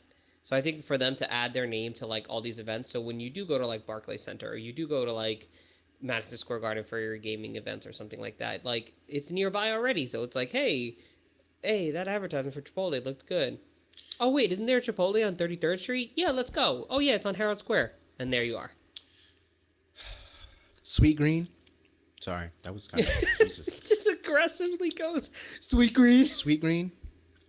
Gotta fucking step it up in DC, bro. Gotta either sign the Wizards gaming for or District Gaming for That's not NBA gonna happen. or I can the see Washington Justice. I can see McDonald's. No, we need Sweet Green. We need something local. Local. We have sweet green here. All right. Well, listen, motherfucker. It started local to DC. All you other motherfuckers, New York and This LA, isn't a you reason guys why just take this everything. this isn't a reason why you should say that DC is a better city than New York. So let's not do this. I never said that. Those Let's words not do never this. came out of my Let's be real. Hey, Let's- remember, guess what? Guess who played this past week? New York Excelsior versus Washington Justice. Guess who won 4-0? Just guess. Just guess. It's New York Excelsior. Yeah, that's You right. didn't let me guess, but anyway, let's move on to the Rockets selling a majority of their stake of Clutch Gaming, which is mainly League of Legends. Sold it to the 76ers and Dignitas. I don't know how I feel about that because I'm not too big into the League of Legends scene. But I also feel like they kind of did that because they're like, I don't know what the fuck we're doing with this. Like I think that's how every esports related meeting starts when it comes to investing stuff. Yo, I don't know what we're actually selling, but let's just throw like 50 mil at it and see what happens. hey Tony, I don't like this shit. We put like 50 million into this shit. You want it? Yeah, sure, whatever. I feel like that's literally because I feel like the Rockets were just like, yeah, so we have like all these stakes in like this game, League of Legends, but I don't actually know what we're doing with it. Does anybody really want it? So the weird thing about it going to who it went to, the weird thing about it, about who it went to, is it went to Dignitas, which I'm not mistaken, the league team got relegated, or I think they couldn't before. I'm not gonna say they couldn't afford. They didn't buy. They didn't have a successful buy-in into, uh, like their franchise system. Mm-hmm. So the fact that it's being sold to them for essentially like the price that they bought. Well, no, I don't think league was 20 million. But it's just weird to see Dignitas like stepping back in, because like, I feel like this had to be a conversation for a while. Yeah. A while. Like, because Dig is an established org and they were in league before, so it's like the Rockets come in, it's like, let's buy a spot in League of Legends. It's gonna be fruitful for us. Like, let's do it. Right. And like you said, I feel like after a couple of years, they're probably like, we're not really seeing that much revenue, and we still don't know what this is or who we're marketing to. We know basketball. What the fuck is a League of Legends? Should we just like not do this? Now they didn't get rid of all their shares. What the fuck is a League of Legends? It's probably what someone asked the day they had the meeting, but they didn't get rid of all their shares. They only got they're selling a majority of their stake to them, so they're still gonna have. I think but I think it's gonna be like I honestly I do believe it was an idea of like, we have no idea what we're doing with this. I feel like maybe we just wasted some money. Let's just kind of bounce on some of this shit. Let's bounce that shit like, whoa. Yeah, I think someone went to cheesecake and didn't enjoy their experience, and they got into a fight. Yeah. And someone in a Camry was like, you know what? I'm not coming here anymore. Let's go to Disney. They got rid of their cheesecake steaks. Somebody's gonna get this reference to the song that we've been making this entire episode. I really hope so. Let's close out with this Variety article. Real World Battlefield. All right. Did you see this? Oh God. All right. Let me brief you and the listeners in. I'm gonna just. All right, you go, and then I'm gonna tell you. All this is a fucking camping field trip. It's like a 3-day event. I think it's like 15 hours or 12 hours. Pretty much from crack of the sun coming up to the crack of the sun going down. It's real life BR. I'm hoping it's like paintball or something, because I don't want to see people actually dying. It's fucking weird. But someone's buying a private island to essentially just make BR a real life thing. My thing is, why don't you just go gather your friends and be like, yo, well, you might not know 100 people. Well, not you, but people might not know 100 people. Be like, yo, let's go play paintball. And the thing is, like, there's a time frame. So it's like, yo, I can't be hit or killed or whatever, like, overnight. So you're essentially camping. But it's like, if you're going to do BR, just do like the movie and just make it no holds bar. Well, without actually killing people. Okay, so here's the thing. This exists already.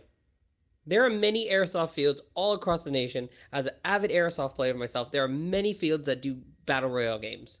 They use their own stock of guns. They say players show up at 8 a.m. and will hide guns, whatever, and you play a BR style game with airsoft guns. And you play, there's a winner, everyone goes home, winner, chicken dinner. You don't need a whole fucking private island to do this. I'm sorry, this is ridiculous and stupid. Just go to an airsoft field and play with your friends. Or there's many airsoft fields out there that you can find one. Even though it's New York City, you could take the fucking 45-minute drive out to Long Island and find an airsoft field that does a battle royale style game. Or you could drive down to fucking New Jersey. You could drive to Pennsylvania. You can drive anywhere on the East Coast. They're doing battle style games. California, the West Coast, you have Hollywood Sports Park. You have Game Pod Combat Zone. Like, they're all over the place. But you don't need an island. Do you think the fact that it's centralized on an island, that's the appeal of like the real BR experience? Like, oh, this whole island is like, there's no limits. Like, I can just... No, because I've been to military simulation events through airsoft. Like, there's Third Coast, there's Milsim West, there's American Milsim, and all those things are just as realistic. It's 2 days. You play for 12 hours. There's medics rules. There's people getting down. You're fucking bandaging up some dude's arm in simulation that they just got shot in the fucking face. Do you think this island is going to be the Firefly Festival? I think if people are going to show up to this island, they're going to be like, so we spent all the money on the island. Good luck. Here's some Nerf guns. That's it. Yeah, I'm interested to see it, but I wasn't familiar with a lot of stuff in the airsoft, but I just knew like this wasn't a completely original I got idea. really heated just now for some I can reason. tell, but like I could tell this wasn't an original idea. It was like yo, the shit is trendy right now. We should just buy up an island, and it's like, yo, you right. Remember that island that they try to do for the fire festival? I think it's on sale. You should like it's like the people who did this. Like, why didn't you just YouTube real life battle royale? You would have just got a bunch of maybe paintball videos and mostly airsoft videos of fields doing this over like a 12-hour day. And then guess what? The players don't have to fucking camp there. They can go home. Yeah, They get in their cars. They wipe up their boots. They go home. I will say though, if this is successful and far as them purchasing the island and getting people to want to spend what it'll probably cost them probably like $3,000 just to pay for expenses to get to the island, whatever Yeah, their fight and whatever. If they don't live stream this somehow, it's already a bust. yeah. If you don't, if no one dies, then no, I'm just kidding. Well, I won't say that, but if there's not body cams on people and Twitch stream and mixer streams and all this other stuff, and people don't have access to it, like almost 24/7, it's a bust. Or Because is it's it? essential like Survivor. Or is it? Or is it gonna be like fucking Mortal Kombat, where it's like you only get invited to the island, no one knows what goes down. No, it won't sell. Are they trying to sell it though? 100%. They just bought a private island. They're trying to make their money back. What's the best way to make your money back? Monetize everything. Put it on Twitch. Monetize Have Chipotle everything. sponsor it. The exclusivity thing of it will not work. Yeah, At least right now. yeah, Because no one knows they're not there it's mucky waters, not sure how it's gonna work. yeah. If it's successful, then you could be like, don't go to them. We Also, have an exclusive island. if you wanted it to be low key, you wouldn't like make it known that you fucking purchased a private island. Yeah. And if it wasn't low key or anything like that, no one would know about it, and people would actually be getting fucking murked on an island in the Caribbean somewhere. That's it. Yeah. So to close it out, you're not going to the private island to play real world BR. You're just gonna stick airsoft. For some reason, I thought you were gonna say you're not going to Chipotle, huh? I mean, to Coachella. I don't know why. No, I don't want to go where any place where showers are exploding. No, I will not be going to this real world battle royale. Okay. So I guess you're just gonna use your $3,000 and go to Chipotle then, Yep. and Overwatch League tournament or Yep. venues. Yes. Okay.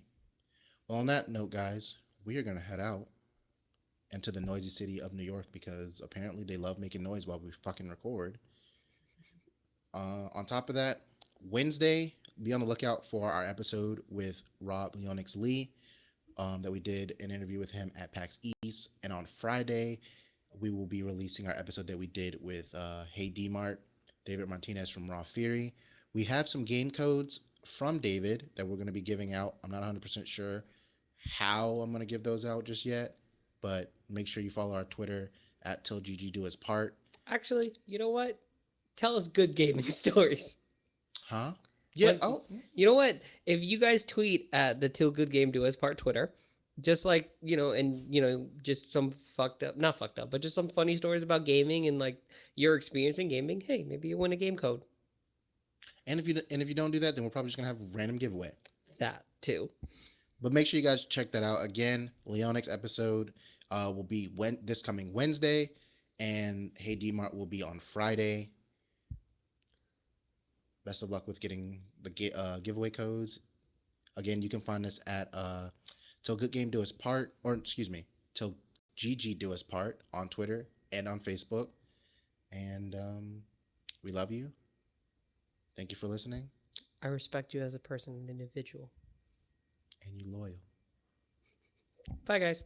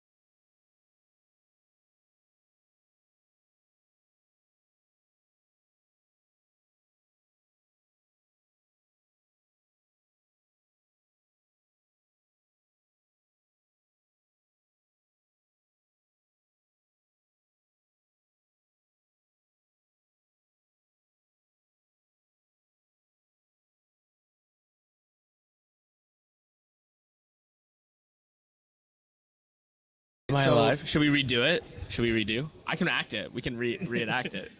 how do we start? Okay, so You want me to start? creative director's mistake. I forgot to turn on our guest mic. This is definitely going to go in the episode that I messed up. So we're going to start over. So guys, welcome to Good Game Do Us Part podcast. This is Troy. I'm back again with Henry. What's up? I And don't we- fuck up the intro. All right, judge me. And then we're here with a special guest. Rob Lee. You may know me as Leonix on the internet. I feel like this is deja vu going on right now. Kind of is. It's like I just messed up and we had to re-record. Yeah. But guys, yes, Rob is the owner of Pittsburgh Knights organization, esports organization. If you haven't heard of that, I'm redoing this part again. One of my favorite PUBG esports orgs. So what was your thought process when you picked up a European team for like a European PUBG team at being an American org? Well, I get that a lot. Just in general, our philosophies of picking up teams has always been where is that esport dominant in terms of region, right? You'll see, European region being really good at the FPS shooters. So we wanted to take that philosophy and adopt that. So a good example of this is Team Liquid having a European team, right? Or FaZe Clan, but they're American organizations, right? It just so happens that we have Pittsburgh in the name. For geological reasons, we stand very strong on the marketing end just by having a city name attached to ours. So we're really closely tied to localization. But for us, why we have a European team? To be honest, at the beginning, since there was no leagues ever set up, we were just going to say, hey, we're going to go pick the best team, make it up, and just so happens to be 3 of the 4 were Europeans. And we wanted to actually move them to NA. And then when the Pro League came out, they were like, nope, Oh yeah, you need 3 of the residential. So we wanted to be actually part of NPL for the longest time. But we're part of PEL because of said rules. And I'm not that type of person to just drop kids and get rid of their futures because stupid things like that. Yeah. But we're fully committed to our players, and that we're with them for a long time. Voxic and Drayden have been with us ever the inception, since the inception of the org. Mm-hmm. So they're locked in for us. So with Voxic being from the States and him going over to Europe, I know it's probably unlikely, but did he have any type of visa issues, like how we normally see with other players who are coming from other countries to the U.S. that have visa issues? Did he have anything with issues with that? So we're very fortunate that PEL's first season or first split is only 3 weeks long, so he can still operate on a tourist visa essentially. That's still in the process for him specifically because we're trying to figure out what we want to do going forward with the PUBG team. For Smite and Paladins, Paladins is all from the U.S., so we didn't have to worry about that. Okay. But Smite, we had to get everyone with their visas because they're all European. They all moved to Atlanta. But the reason why a lot of these things were delayed is because of the government shutdown. Oh. So the visas had been pushed back. Right. SPL, PEL, all these leagues are starting way late into the season because they wanted to give times to the organizations to get visas for their players. Originally, most of these leagues were supposed to start in January, including PEL, including SPL and Paladins Pro League, and I'm sure there's other leagues that were affected by this too. So they couldn't even do anything when your own government just shuts it down entirely. You don't have a lot of you don't have a lot of leeway to do anything. Yeah, you don't have it. You don't have there's no power, but that's what we had to deal with. Right. I didn't ask. How is your PAX East thus far? Ooh. This is technically the 3rd day, right? Yeah. Yeah. So everything's been pretty good. I mean, this is my 3rd or 4th PAX. Pretty familiar with everyone. My main whole thing of going to PAX is meet old friends and also make new ones. But everything's been. I thought he was gonna say party. Yeah. Oh yeah, party. I'm not. Believe it or not, I'm not that big of a partier. I just end up at them. because someone drags me along. That happened last night with us.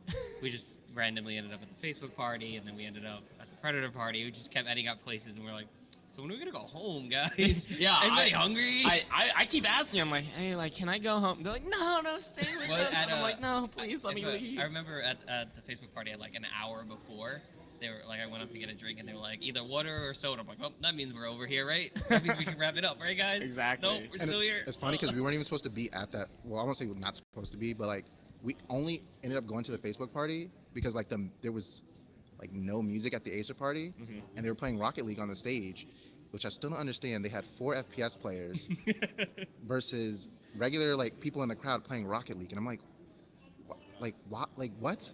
Like, are you guys just trying to give away free swag? Like, Yeah. at this point, I mean, you like, know what? I heard Jumpman was hosting that, right? yeah, he Yeah. was. Okay. He did a great job, but the only thing was like, you couldn't hear music because they were playing Rocket League, and then between it, they were just playing dubstep, and it's like, all right, like I really just want to dance and like enjoy the music, and I can't. So there was a super secret PUBG party.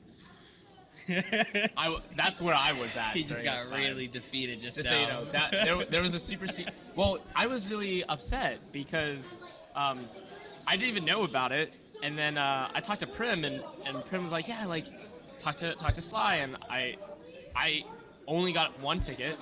There was no +1. It was really shady because it wasn't like shady as in like bad, but like shady as in like we didn't know what was going on. Got this RSVP. I was like, yeah, like people could come, and then we go. It's like it's a very like intimate, like small thing, but apparently they wanted a lot more people to be involved to make it look more exclusive, I guess. Damn. But You're so mad right I love PUBG, man. I'm sorry. yeah, no. So it was a PUBG party, and apparently they were like mad that not a lot of people came, and everyone planned their parties on this day because they knew that Twitch wasn't going to be here. So they were like, oh, we're going to throw this massive PUBG party. But the way they did it was so exclusive that you couldn't even get a ticket. So it kind of like backfired. They made it so exclusive that that nobody came. not that nobody came, just like minimal people came. I need more connections in the It should have been PUBG just realm. public, to be honest. It was really fun. The food was amazing. So It was a good place to sit down and eat dinner. All right, so anytime I'm at They an had event, steak, infinite steak. Just so you I'm know. looking for Robin. I'm being like, yo, where's the PUBG Give me party? that- give me that PUBG. Just let me get a ticket. Just randomly be like, hey, how's the steak here? Is it good? Can I come? Should I come through? What's up? All right, so I've been kind of dominating the beginning of this. Henry, do you have any questions? I thus do far? actually. I actually have some. Since you know, so you're very involved in like the esports world, rather. So how do you feel about the state of it as it, like right now? Do you? Because a lot of times we make this, and we've said it before on a previous podcast. We had Shadosha from formerly of Splice Gaming, and now just kind of doing his own thing. And we got into the topic of like, is esports right now a bubble? Like, is it growing? Is it going to pop, or is it like just progressively on the rise and it's just going to level off? Okay. Is there going to be like a fall at some point? Yeah, so I was, I don't get me wrong, I'm definitely a firm believer of the bubble. Right. But you have to understand esports is so fragmented in different ecosystems that only each ecosystem will be a bubble, right? There's going to be a couple that pop, but as a whole, no. Just because the generation gap had been changing, right? Everything is going to be... It's like Marvel releasing a new movie and it shatters its previous record just because more population wants to, Be a view part it, of that, right? yeah. Be a part of it. So esports as a whole, no. Esports for individual like ecosystems, possibly, right?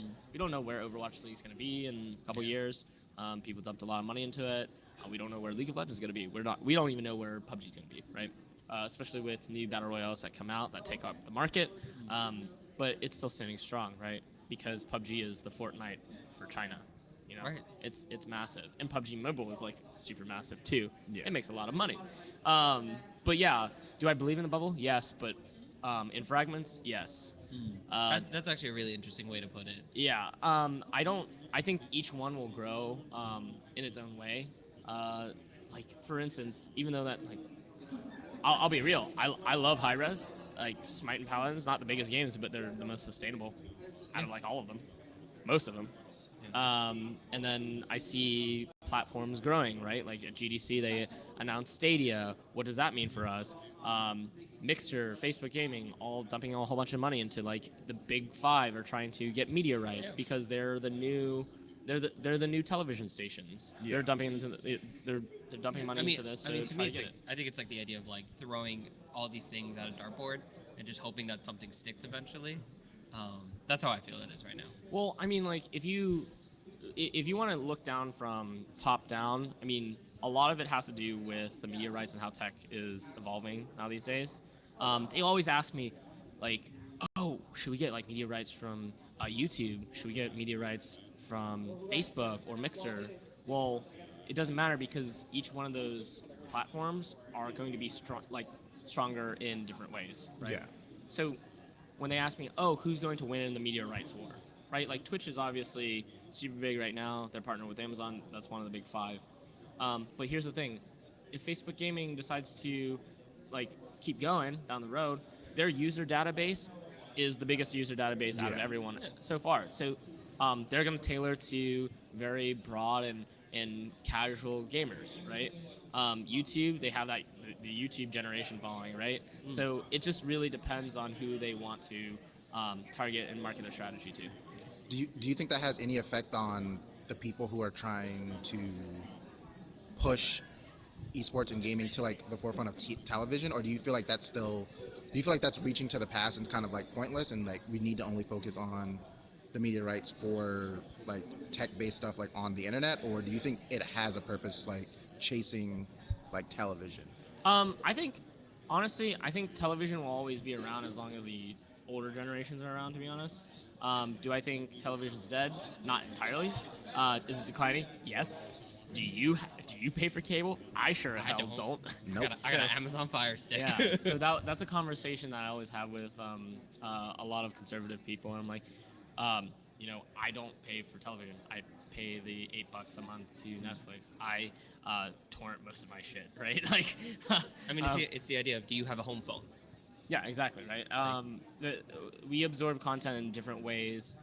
It might not be the highest quality. I remember there was like an interview with James Cameron and how he was upset that going to the movies is an event. Mm-hmm. It's everyone's watching on these like small screens and whatnot, and they don't get the real theatrical view of it. Yeah. But our generation just grew up absorbing content differently than an older generation. Because going to the movies is an event. So, let's get into a little bit of your history. Sure. What was the first video game that you ever laid your hands on, if you can remember? Oh, yeah. So my first video game ever was with my older brother. He used to live in a trailer park. It's crazy. Was on the PlayStation 1. It was Croc. Croc. Okay. It was not Mario, but Croc. It was a little, crocodile running around on the PlayStation 1. That was the first thing. And then I would always have nightmares because my brother, after playing Croc, he'd be like, "Oh, time's up. Resident Evil, let's go." Oh my God, I was terrified as a child. I'm scarred. But now I love zombies, so we're good. Oh, yeah. It's fine. You played Resident Evil 2, the remake? I haven't yet. Really? I want to. That's Oh, actually the game that he was playing. Because we would always joke around and run around like the house with your arm on your shoulder and be like, "Is Leon gonna be okay?" But that's what we did when growing up. So follow up to that. What was the first game that you ever were like, more so like competitive? Not competitive, but rather what did you like that gave you that sense of competition? What was like the first game? So I'm from Pittsburgh. Right. If anyone knows anything about Pittsburgh, we love our sports. I'd say gaming was an enhancement to my competitive mindset because I just grew up around sports, football, baseball, hockey, and just really was into just competition, right? Grew up playing all the sports, and then one day, freshman year, I joined the football team, and I got laid the fuck out. So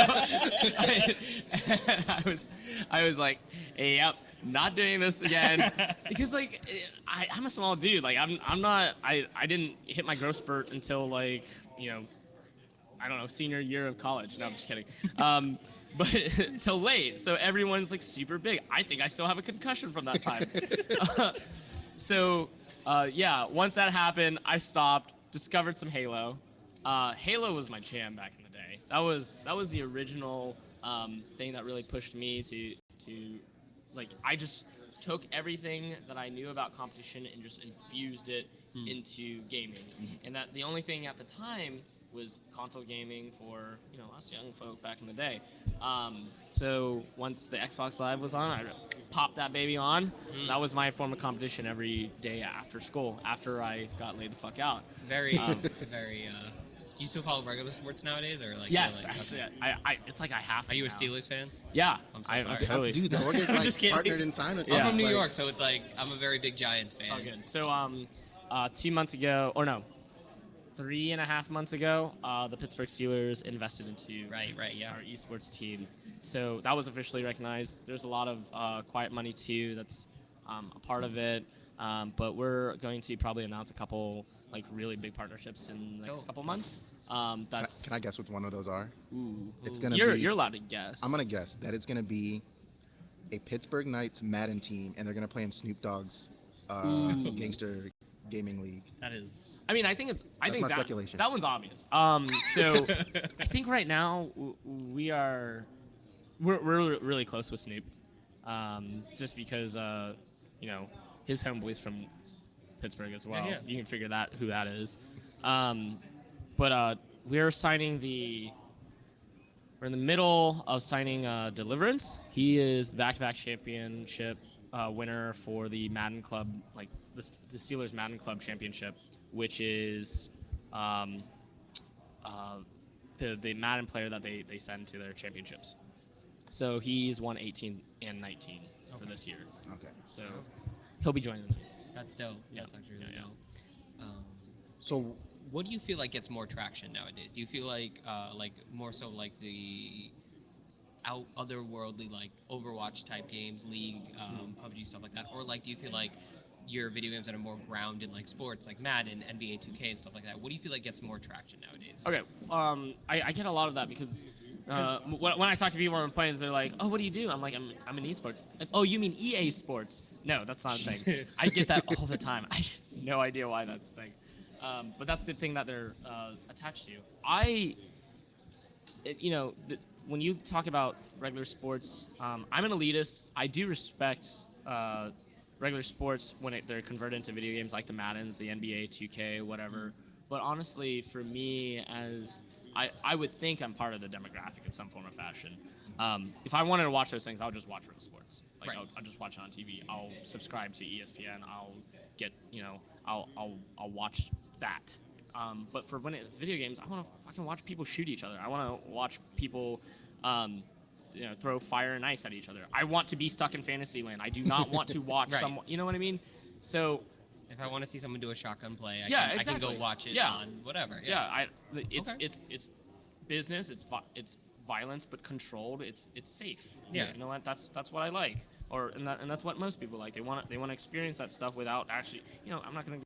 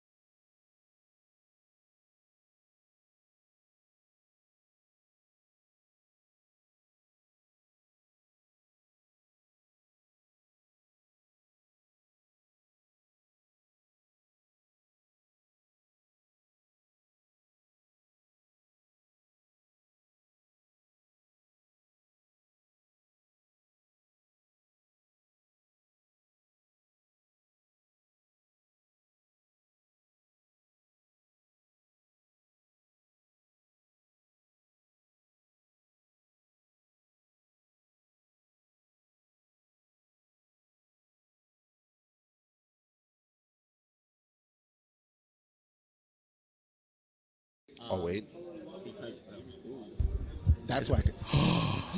All right. am I So alive? Should we redo it? Should we redo? I can act it. We can reenact it. how do we start? Okay. So You want me to start? creative director's mistake. I forgot to turn on our guest mic. This is definitely going to go in the episode that I messed up. So we're going to start over. So guys, welcome to Good Game Do Us Part podcast. This is Troy. I'm back again with Henry. What's up? I And don't we- fuck up the intro. All right, judge me. And then we're here with a special guest. Rob Lee. You may know me as Leonix on the internet. I feel like this is deja vu going on right now. It kind of is. It's like I just messed up and we had to re-record. Yeah. But guys, yes, Rob is the owner of Pittsburgh Knights organization, esports organization. If you haven't heard of that, I'm redoing this part again. One of my favorite PUBG esports orgs. So what was your thought process when you picked up a European team for like a European PUBG team at being in an American org? Well, I get that a lot. Just in general, our philosophies of picking up teams has always been where is that esport dominant in terms of region, right? You'll see, European region being really good at the FPS shooters. So we wanted to take that philosophy and adopt that. So a good example of this is Team Liquid having a European team, right? Or FaZe Clan, but they're American organizations, right? It just so happens that we have Pittsburgh in the name. For geological reasons, we stand very strong on the marketing end just by having a city name attached to ours. So we're really closely tied to localization. But for us, why we have a European team? To be honest, at the beginning, since there was no leagues ever set up, we were just going to say, hey, we're going to go pick the best team, make it up, and just so happens to be 3 of the 4 were Europeans. And we wanted to actually move them to NA. And then when the Pro League came out, they were like, nope, Oh yeah. you need 3 of the residential. So we wanted to be actually part of NPL for the longest time, but we're part of PEL because of said rules. And I'm not that type of person to just drop kids and get rid of their futures because stupid things like that. Yeah. But we're fully committed to our players, and that we're with them for a long time. Voxic and Drayden have been with us ever the inception, since the inception of the org. Mm-hmm. So they're locked in for us. So with Voxic being from the States and him going over to Europe, I know it's probably unlikely, but did he have any type of visa issues, like how we normally see with other players who are coming from other countries to the U.S. that have visa issues? Did he have anything with issues with that? So we were very fortunate that PEL's first season or first split is only 3 weeks long, so he can still operate on a tourist visa essentially. That's still in the process for him specifically because we're trying to figure out what we want to do going forward with the PUBG team. For Smite and Paladins, Paladins is all from the U.S., so we didn't have to worry about that. Okay. But Smite, we had to get everyone with their visas because they're all European. They all moved to Atlanta. But the reason why a lot of these things were delayed is because of the government shutdown. So the visas had been pushed back. Right. SPL, PEL, all these leagues are starting way late into the season because they wanted to give times to the organizations to get visas for their players. Originally, most of these leagues were supposed to start in January, including PEL, including SPL and Paladins Pro League, and I'm sure there's other leagues that were affected by this too. So they couldn't even do anything when your own government just shuts it down entirely. You don't have a lot of Well, you don't have a lot of you don't leeway have- to do anything. yeah, you don't have it. You don't have there's no power, but that's what we had to deal with. Right. I didn't ask. How is your PAX East thus far? This is technically the 3rd day, right? Yeah. So. Yeah. So everything's been really good. I mean, this is my 3rd or 4th PAX. Pretty familiar with everyone. My main whole thing of going to PAX is meet old friends and also make new ones. But everything's I been. thought he was gonna say party. Yeah. Oh yeah, party. I'm not. I believe it or not, I'm not that big of a partier. I just end up at them because someone drags me along. That happened last night with us. We just randomly ended up at the Facebook party, and then we ended up at the Predator party. We just kept ending up places, and we're like, so when are we gonna go home, guys? Yeah, Anybody hungry? I keep asking. I'm like, hey, like, can I go home? They're like, no, stay with us. I'm like, no, please let me leave. I remember at the Facebook party, at like an hour before, they were like, I went up to get a drink, and they were like, either water or soda. I'm like, oh, that means we're over here, right? That means we can wrap it up, right, guys? Exactly. Nope, we're still here. It's funny because we weren't even supposed to be at that. Well, I won't say we're not supposed to be, but like we only ended up going to the Facebook party because like there was like no music at the Acer party, and they were playing Rocket League on the stage, which I still don't understand. They had 4 FPS players versus regular like people in the crowd playing Rocket League, and I'm like, what? Like, are you guys just trying to give away free swag? Like, Yeah. at this point? I mean, you Like, know what? I heard Jumpman was hosting that, right? yeah, he Yeah. was. He did a great job, but the only thing was like you couldn't hear music because they were playing Rocket League, and then between it they were just playing dubstep, and it's like, all right, like I really just want to dance and like enjoy the music, and I can't. So there was a super secret PUBG party. That's where I was at. He just during got this time. really defeated just Just now. so you know, that there was a super secret. Well, I was really upset because I didn't even know about it, and then I talked to Prim, and Prim was like, yeah, like talk to Sly, and I only got 1 ticket. There was no +1. It was really shady because it wasn't like shady as in like bad, but like shady as in like we didn't know what was going on.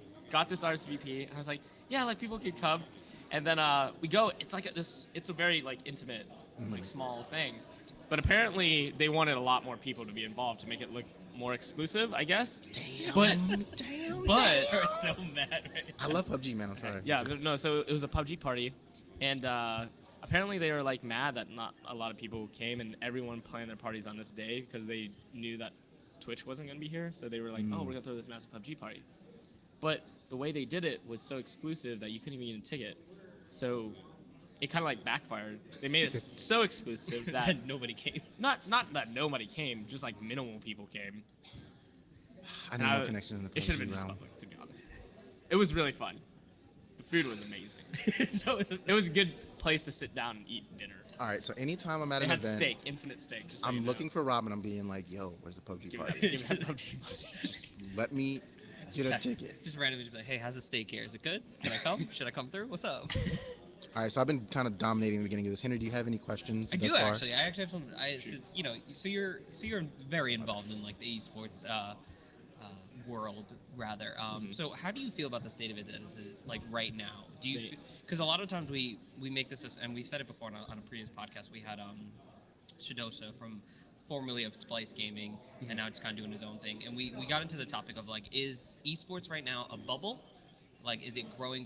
Is it going to pop, or is it like just progressively on the rise and it's just going to level off?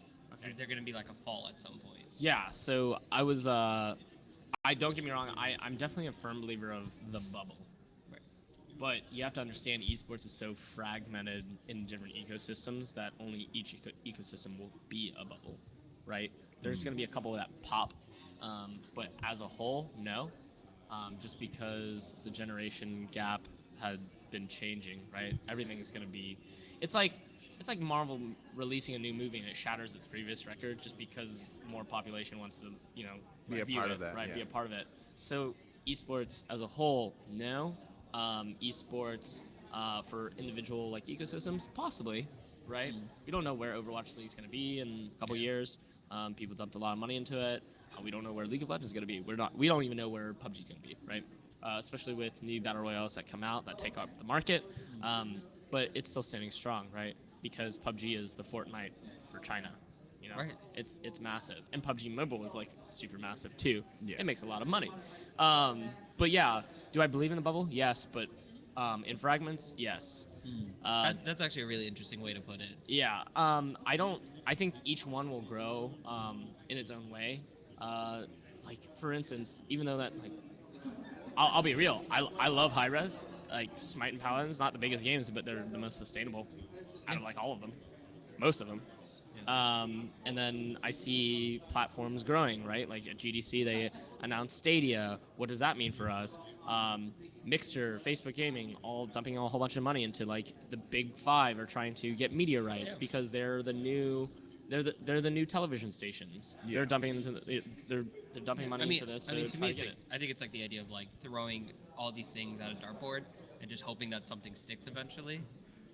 That's how I feel it is right now. Well, I mean, like if you want to look down from top down, I mean, a lot of it has to do with the media rights and how tech is evolving now these days. They always ask me, like, oh, should we get like media rights from YouTube? Should we get media rights from Facebook or Mixer?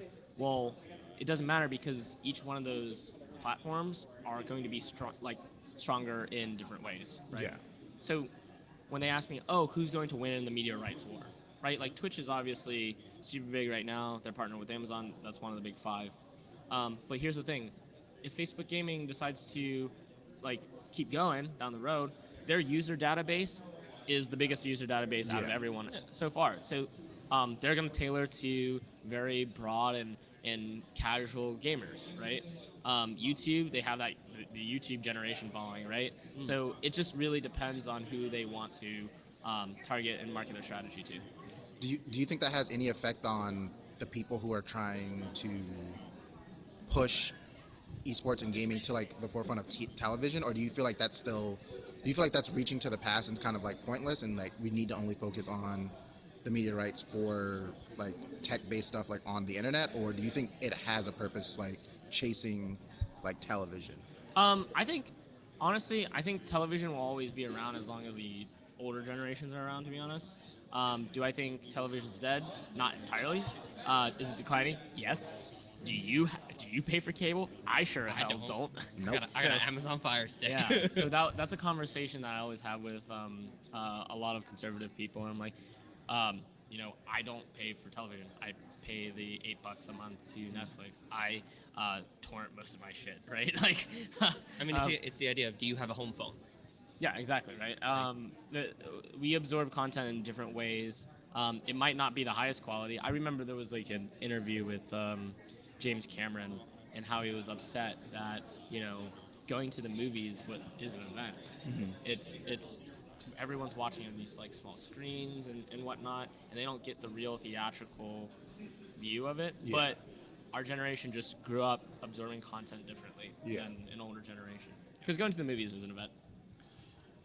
So, let's get into a little bit of your history. Sure. What was the first video game that you ever laid your hands on, if you can remember? Oh, yeah. So my first video game ever was with my older brother. He used to live in a trailer park. It's crazy. Was on the PlayStation 1. It was Croc. Croc. Okay. It was not Mario, but Croc. It was a little, crocodile running around on a PlayStation 1. That was the first thing. And then I would always have nightmares because my brother, after playing Croc, he'd be like, "Oh, time's up. Resident Evil, let's go." Oh my God, I was terrified as a child. I'm scarred, but now I love zombies, so we're good. Oh yeah. It's fine. You played Resident Evil 2, the remake? I haven't yet. Really? I want to. That's actually the game that he was playing. Because we would always joke around and run around like the house with your arm on your shoulder and be like, "Is Leon gonna be okay?" But that's what we did growing up. So follow up to that. What was the first game that you ever were like, more so like competitive? Not competitive, but rather what did you like that gave you that sense of competition? What was like the first game? So I'm from Pittsburgh. Right. If anyone knows anything about Pittsburgh, we love our sports. I'd say gaming was an enhancement to my competitive mindset because I just grew up around sports, football, baseball, hockey, and just really was into just competition, right? Grew up playing all those sports, and then one day, freshman year, I joined the football team, and I got laid the fuck out. I was like, "Hey, yep, not doing this again," because like I'm a small dude. Like I didn't hit my growth spurt until like I don't know, senior year of college. No, I'm just kidding. But till late, so everyone's like super big. I think I still have a concussion from that time. So yeah, once that happened, I stopped. Discovered some Halo. Halo was my jam back in the day. That was the original thing that really pushed me to like, I just took everything that I knew about competition and just infused it into gaming. And that the only thing at the time was console gaming for, you know, us young folk back in the day. So once the Xbox Live was on, I popped that baby on. That was my form of competition every day after school, after I got laid the fuck out. Very, very. You still follow regular sports nowadays, or like? Yes, like, actually, okay. I it's like I have to. Are you a now. Steelers fan? Yeah, I'm so I'm sorry. totally. Dude, the Oregon's Just like kidding. partnered and signed with Yeah. them. I'm from It's New like- York, so it's like I'm a very big Giants fan. It's all good. So 2 months ago, or no, 3.5 months ago, the Pittsburgh Steelers invested into Right, yeah. our esports team. So that was officially recognized. There's a lot of quiet money too that's a part of it. But we're going to probably announce a couple like really big partnerships in the next Cool. couple months. Can I guess what one of those are? Ooh, It's gonna you're be. you're allowed to guess. I'm gonna guess that it's gonna be a Pittsburgh Knights Madden team, and they're gonna play in Snoop Dogg's Gangster Gaming League. That is. I mean, I think my that speculation. that one's obvious. So I think right now we're really close with Snoop, just because you know, his homeboy's from Pittsburgh as well. Yeah. You can figure that who that is. But we're in the middle of signing Deliverance. He is the back-to-back championship winner for the Madden Club, like the Steelers Madden Club Championship, which is the Madden player that they send to their championships. So he's won 18 and 19 for this year. Okay. So he'll be joining the Knights. That's dope. Yeah. That's actually really Yeah, dope. So What do you feel like gets more traction nowadays? Do you feel like more so like the otherworldly, like Overwatch type games, League, PUBG, stuff like that, or like do you feel like your video games that are more grounded like sports, like Madden, NBA 2K, and stuff like that? What do you feel like gets more traction nowadays? Okay, I get a lot of that because when I talk to people on planes, they're like, "Oh, what do you do?" I'm like, "I'm in esports." Like, "Oh, you mean EA Sports?" No, that's not a thing. I get that all the time. I have no idea why that's the thing, but that's the thing that they're attached to. When you talk about regular sports, I'm an elitist. I do respect regular sports when they're converted into video games like the Maddens, the NBA, 2K, whatever. But honestly, for me, I would think I'm part of the demographic in some form or fashion. If I wanted to watch those things, I'll just watch real sports. Like Right. I'll just watch it on TV. I'll subscribe to ESPN. I'll get, I'll watch that. But for when it's video games, I want to fucking watch people shoot each other. I want to watch people, throw fire and ice at each other. I want to be stuck in Fantasyland. I do not want to watch Right. someone. You know what I mean? So If I want to see someone do a shotgun play, I Yeah, can exactly. go watch it Yeah. on whatever. it's Okay. it's business. It's violence, but controlled. It's safe. Yeah. You know what? That's what I like. And that's what most people like. They want to experience that stuff without actually. I'm not gonna go. Do all that. I can't throw fire and ice at someone at PAX East. Okay. Get arrested. I mean, exactly. You throw an ice cube or try to, that's terrible. But for me, that's part of the fantasy element. Two, you have to also look at video games in their own genre. They always ask me like, what happens when the next sequel of a video game comes out, and like the Call of Duty 2, Call of Duty 3, Call of Duty 4. I'm like, no, you can't look at esports that way. You have to look at it in their specific genres. Who are the kings of their genre, right? Yeah. You could say, class-based shooters is top for Overwatch, right? Overwatch is the best class-based shooter, whatever. What's the best MOBA?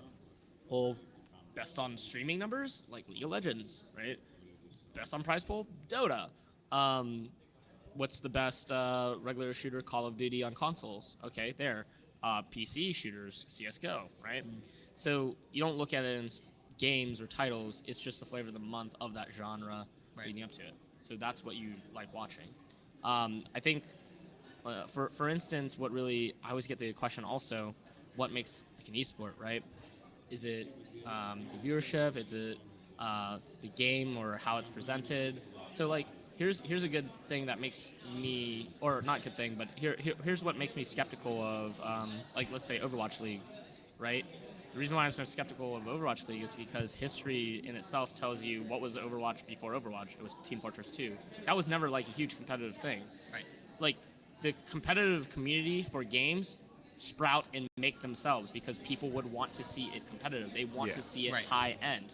But that was never a thing for Team Fortress 2. Right.